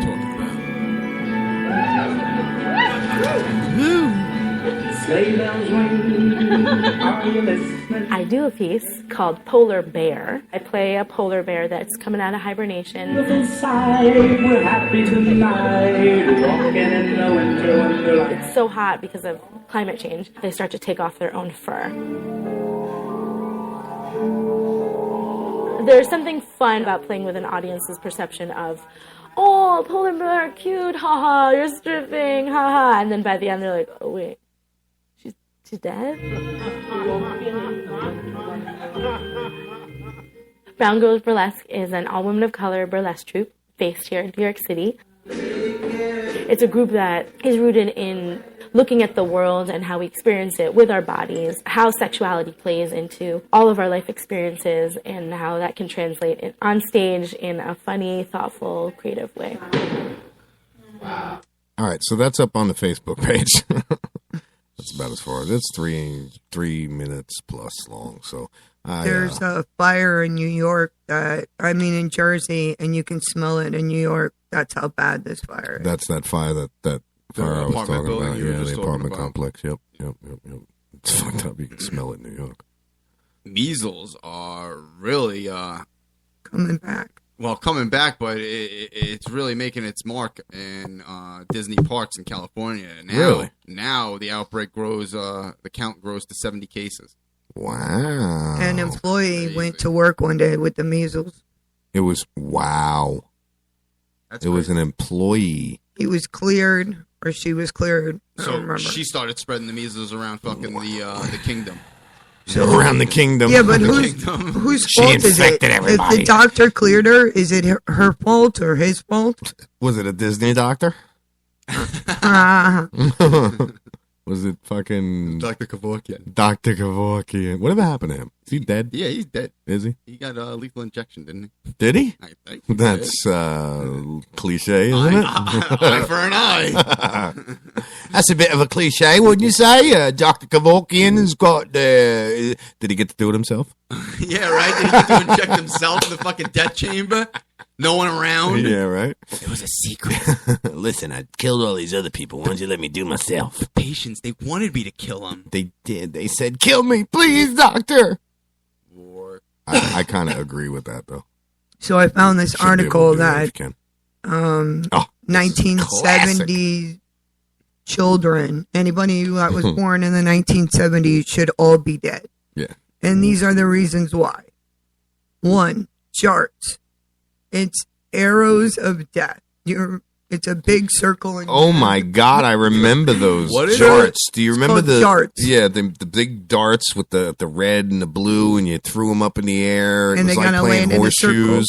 They had to land in the circle. Oh yeah. We should be dead from that. Just, how many people threw them at each other? Yeah, I and mean, how many people got stabbed in the chest by one of them darts?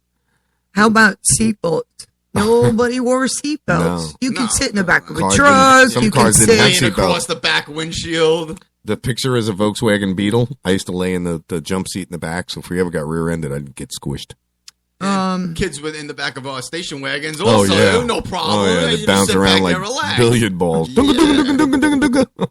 Semi-lethal playgrounds of hot metal.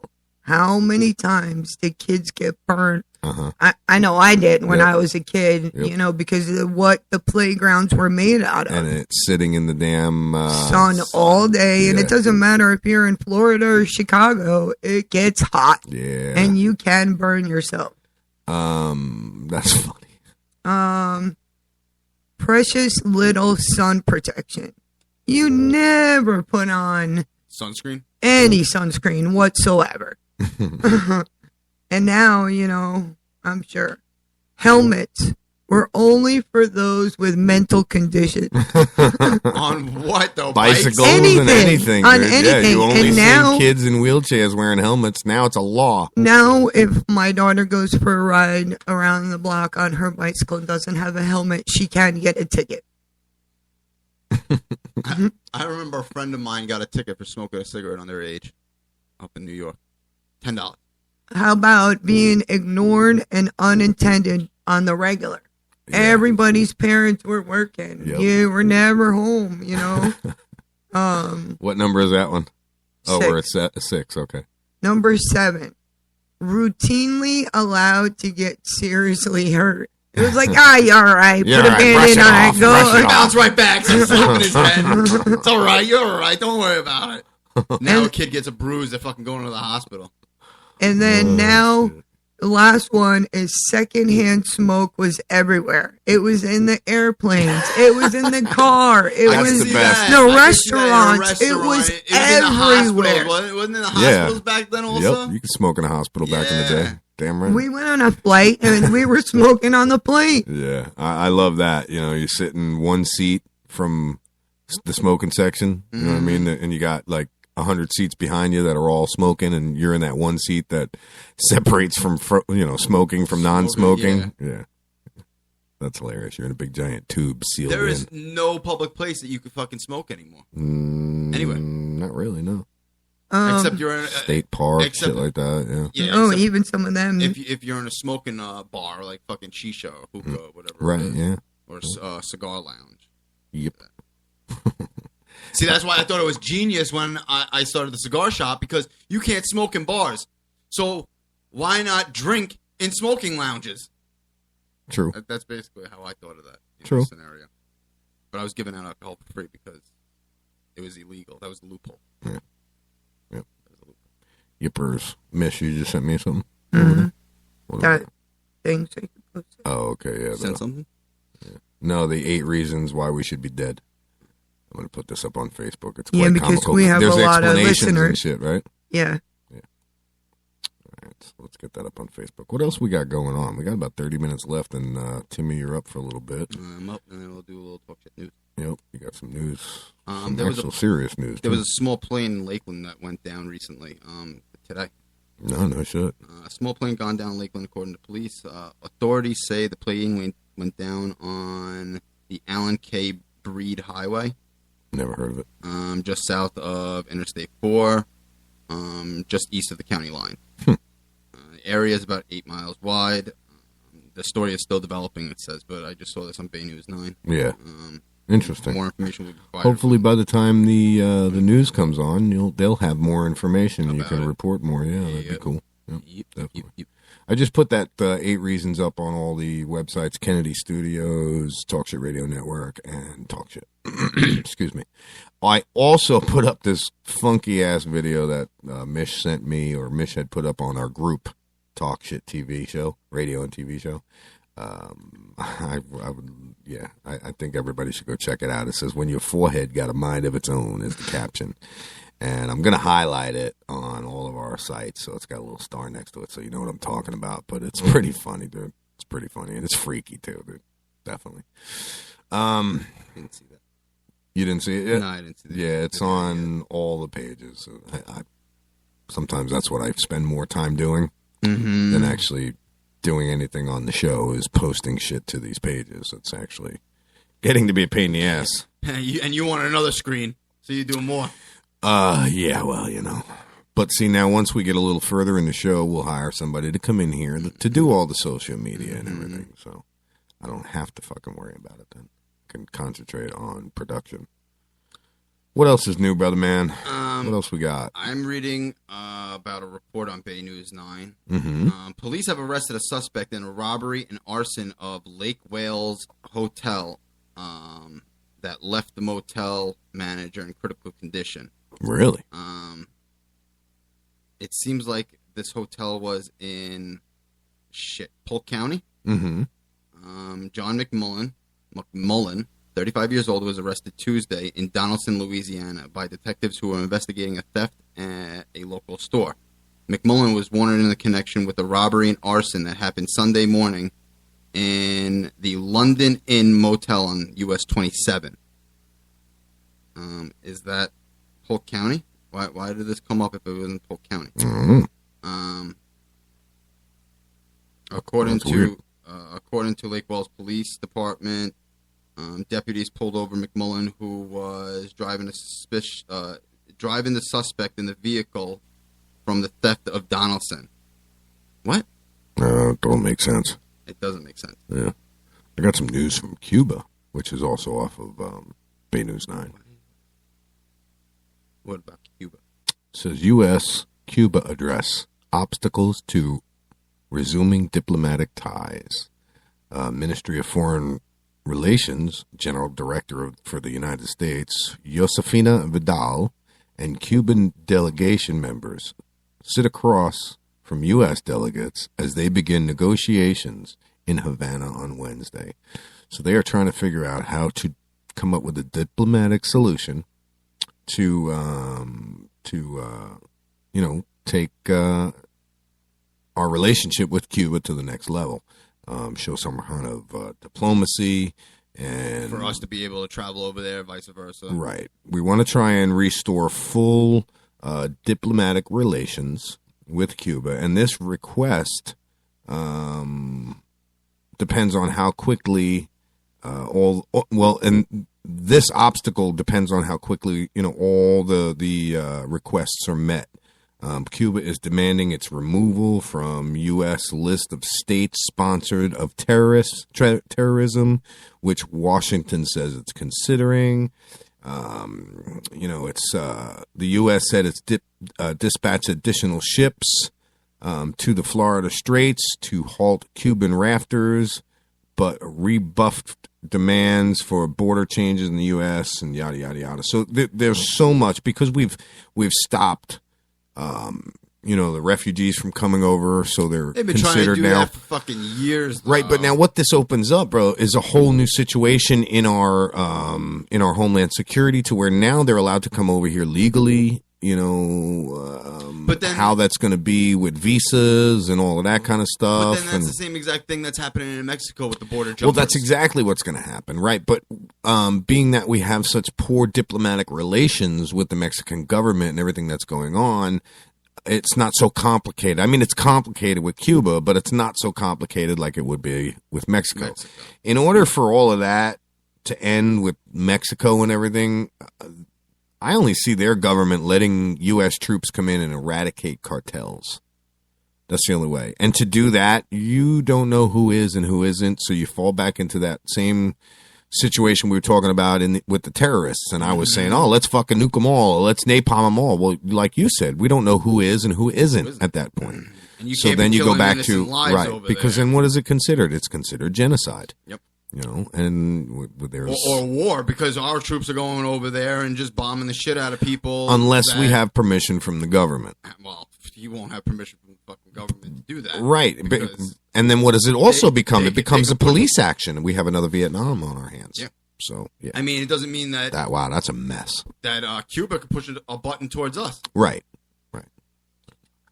A man accused of taking dead mother into bank to make cash withdrawal. Dead mother into bank. Yes. Yeah, check. No, I read haven't even this discussed yesterday. it, so go for it, baby. This was in Plymouth. Check this out. A Minnesota man is being investigated by police for elderly neglect and financial exploitation of his mother. Investigators are trying to determine if David, mother was already dead when he brought her into the bank to make a withdrawal. He denies any allegation. My mother and I had an agreement. I took care of my mom for years. I am the good guy here. I am not a bad guy. But bringing your freaking dead mother into a bank? 7 hours before he reported his mother's death, he took her to the bank to make a withdrawal. He was pushing her in a wheelchair, and a bank employee claimed that the woman's feet were dragging underneath it. According to the search warrant, that he cited, the bank employees did not see her move at all, could not tell if she was breathing. He withdrew $850 in his mother's name at the bank. A neighbor claimed to see the two of them leaving in a taxi. I didn't know if she was unconscious or not alive or whatever. Plymouth police said that when they visited the home, they found the woman in bed. She was wearing a robe, a fur coat, and her boots were covered in feces. He was arrested for elderly neglect. She died a few days before turning 91. He has been investigated in the past for financial exploitation. The investigation revealed that a $118,000 reverse mortgage and his mother could not explain two large cash withdrawals from the bank, one totaling $47,000 and change, one totaling $25,000 and change. He said that the money was in a joint bank account and the withdrawals were taken to help out his mother. I love my mother very much. I gave my whole life to keep her alive. Look in my eyes, he tells reporters. Look at my eyes. Yeah. Am I not a fucking crazy guy or what? But I drug her dead carcass to the fucking store. To the bank. To fucking. I put the pen in her hand and I made a signature with her with her hand. Is that not fucking pathetic? This guy should burn in fucking hell, bro. Where was this located? Does it say? In Michigan? No, Minnesota. In Minnesota. Minnesota, eh? Plymouth. Yeah. Minnesota, eh? And let's see if you can hear him. They got that. Is there any audio? Is there any? If there's audio, send me that. We'll definitely check this shit out. It's only like 30 seconds. That's perfect. We like 30-second audio. That's crazy. Yeah. I read it yesterday. Oops. That's a commercial. It's a commercial. Yeah, it's got audio, so send it over to me. Send me the link. I'll play it. 90-year-old man. That's fucking crazy. Isn't that wicked, dude? Puts her in a wheelchair. She's dead already. She's been dead for days. All right. And then what was it? 7 hours later, he reports her dead. Yeah. After he took the money out. After he took all of that money out. 7 hours later. Norman Bates over here. Worse. Mother. You said I could have this money. Yeah. For her to be her feet dragging in a taxi. This is for all you. All right, hold on. You can't do it like that, baby. You got to send me the link. All right, let's see. So I can play it. All right, so we have a bird crisis going on. There's a mysterious goop discovered on hundreds of California birds. Birds are being found washed up across the Californian coastline, covered in a goop-like substance that cannot be identified. Is it like oil? Does it look like? It's clear. It's clear. 300 have been rescued, but 100 of them are dead. A spokesman of California Fish and Wildlife Department has reported. What is this mystery goop? It's a full of mystery. It's a full of mystery. It says, this is what it says. It's a full-on mystery. Sorry. Spokesman Andrew Hugh said, we have no idea what they're coded in, and I'm not sure when we will have the answers. so they can't do any kind of analysis on this shit to find They out can't what it fucking is. take the fucking gloop and put it in a lab somewhere. Lab and get it testing. Lab tests are currently being conducted to try and discover what the birds are covered in. CNN reports an oil spill has already been ruled out. According to the operations manager group, International Bird Rescue was flabbergasted by the mystery and the scope of the problem. Just goes on to say that they don't know what it is. This lady's flabbergasted. The birds tend to come into care needing hydration and medical stabilization, and we have a mandatory 24-hour stabilization, blah, blah, blah, blah. They clean them up with baking soda and vinegar to loosen the goo, followed by Dawn dish detergent and hot water to wash away the foreign substance. Damn, you know how much Dawn's going to get recognition for this? Yeah. No, Dawn has been getting recognition since the BP spill. Yes. Yeah. Because it's the only thing that has broken down the oil. The only thing. Organizations around the world were using Dawn to clean the oil. And off it's these birds. safer. It's much safer, yeah. Anything out there. Michelle and I used to use Dawn dish detergent to strip the wax off of people's cars before we did a full detail. Wow. Because it takes every bit of wax, every bit of shit right off the paint. You're down to nothing but paint and clear coat.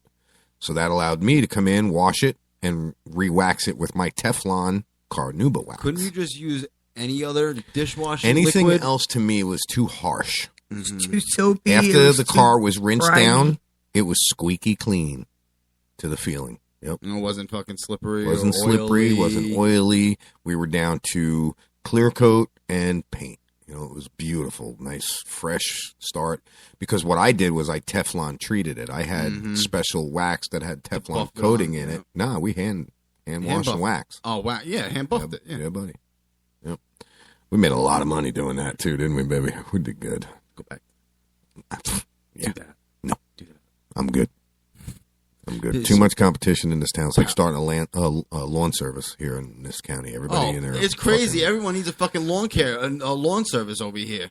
Yep. They can't get out and fucking push those lawnmowers or even ride on them. I've got two subjects in one story that I constantly talk about. One is Obama, and one is the drone program. It's called the most extreme terrorist campaign of modern times. Yeah. Isn't that wicked? World-renowned linguist and scholar Naomi Kromowski, never heard of her, has criticized what he sees as Western's hypocrisy following the recent terror attacks in Paris and the idea that there are two kinds of terrorism, theirs versus ours. Yeah. In 10 minutes to the block party, buddy. In a op-ed published Monday at CNN, Krasinski notes how the deadly attacks on Charlie Hebdo and a supermarket last week sparked millions to demonstrate under the banner "I am Charlie," and prompted inquiries into the roots of these shocking assaults in Islam culture, and exploring ways to counter the murderous wave of Islam terrorism without sacrificing our values. See, the difference between their terrorism and our terrorism, we're not fucking videotaping footage of our is ISIS perspective or suspected ISIS people and cutting their heads off and sending over fucking video. Right. They're doing it in a brutal way. As much as I like the anti-media and some of the reports that they do, I don't always agree with it because I am a firm believer in these drone strikes. I'm a complete and utter advocate of wiping out our enemies. Right now, they are our biggest problem. Next, we turn our focus to the next problem, which is our southern border. We've just said it. We just talked about it. That is our next biggest problem. So, but we're not at as much risk as we are with the Middle dude. East. How do you think a lot of these terrorists get into this country? Through that southern border. Or Canada. More likely through the southern border. You have more strict consequences, more better security in and out of Canada. It's easy to get into Canada. It's a lot harder to get back into the United States. But that's the same thing with Mexico. You don't think it's strict getting into the borders of the U.S. from Mexico? They're doing it every day, all day long, brother. How many pounds of meth was on that drone? 6. Yeah. So, I mean, they're doing it every day. Planes, trains, automobiles, underground tunnels. Anything. You fucking name it, bro. They're digging out friggin' mountains to fucking get through. Exactly. Man, they built devices where they drive fucking cars up and over the fucking walls. Have you ever seen any of that shit? They're like the ramps. Yeah. I've seen that shit. Over They're the crazy. fences. Yes. Crazy. They'll do anything to get into this fucking country. Catapults. Fucking trebuchets flinging fucking dope over the fucking wall. You know what I mean? You got one of their freaking coyotes on the other side picking it up and walking across. Yep. Crazy shit. Walking wherever they have to fucking walk to. Exactly. So you don't think that, terrorists can't fucking, a group of terrorists can't float their ass across the Rio Grande, somewhere along it, find a fucking opening. It happens every day, all day. So to me, that's one of our biggest fucking things that we've got to secure is that southern border. But anyway, we've got about 8 minutes left of the show, and then Timmy is up next with the block party, and then he's going to bring you some of the local news and weather and things of that nature. Got a bunch of things ahead of us here in the next couple months. Got a bunch of guests that I'm going to line up to bring on. Yeah. 2 in particular that are in politics that we're going to try and get on here, but you and I are going to have to curb our language for that one. And I got to talk to that guy about the author. Yes, I will leave that email up for you so you can that. get in there and check that out. Yeah, definitely. Fucking get on that. So yes, absolutely. So we can get him. I know. I just said we got to curb 50 F words in a half hour. Oh, Misha's counting our F words. You're counting our F words. Yeah. I guess we got to dull it down a little. I think she might need something better to do. Is really what I think it is. Go back to fucking crocheting. Yeah, where's your fucking hat making? 55. 56. I said it too. Fuck. I mean, yeah. Shit. Whoop-de. What if we say shit? That's the new word. That's the new word. Right. We'll say frack. We'll go back to using frack. We'll say fudge. Oh, fudge. Oh, Jiminy Crickets, guys. Yes, join me. Coming up next is going to be the block party. So if you guys want to listen to anything special, I'll play for you. If you want some more curse words. Yeah, if you want some more curse words, just stick tuned. Stay tuned. Stick tuned. Stick tuned. Stick tuned to me. Yeah, stick tuned to Tim the Curse Man. Seppi. Seppi. All right, well, with that note, I'm going to end it here, guys. He'll be back in 6 minutes with the block party. Yep. Stay tuned. Talk Shit Radio Network. See ya.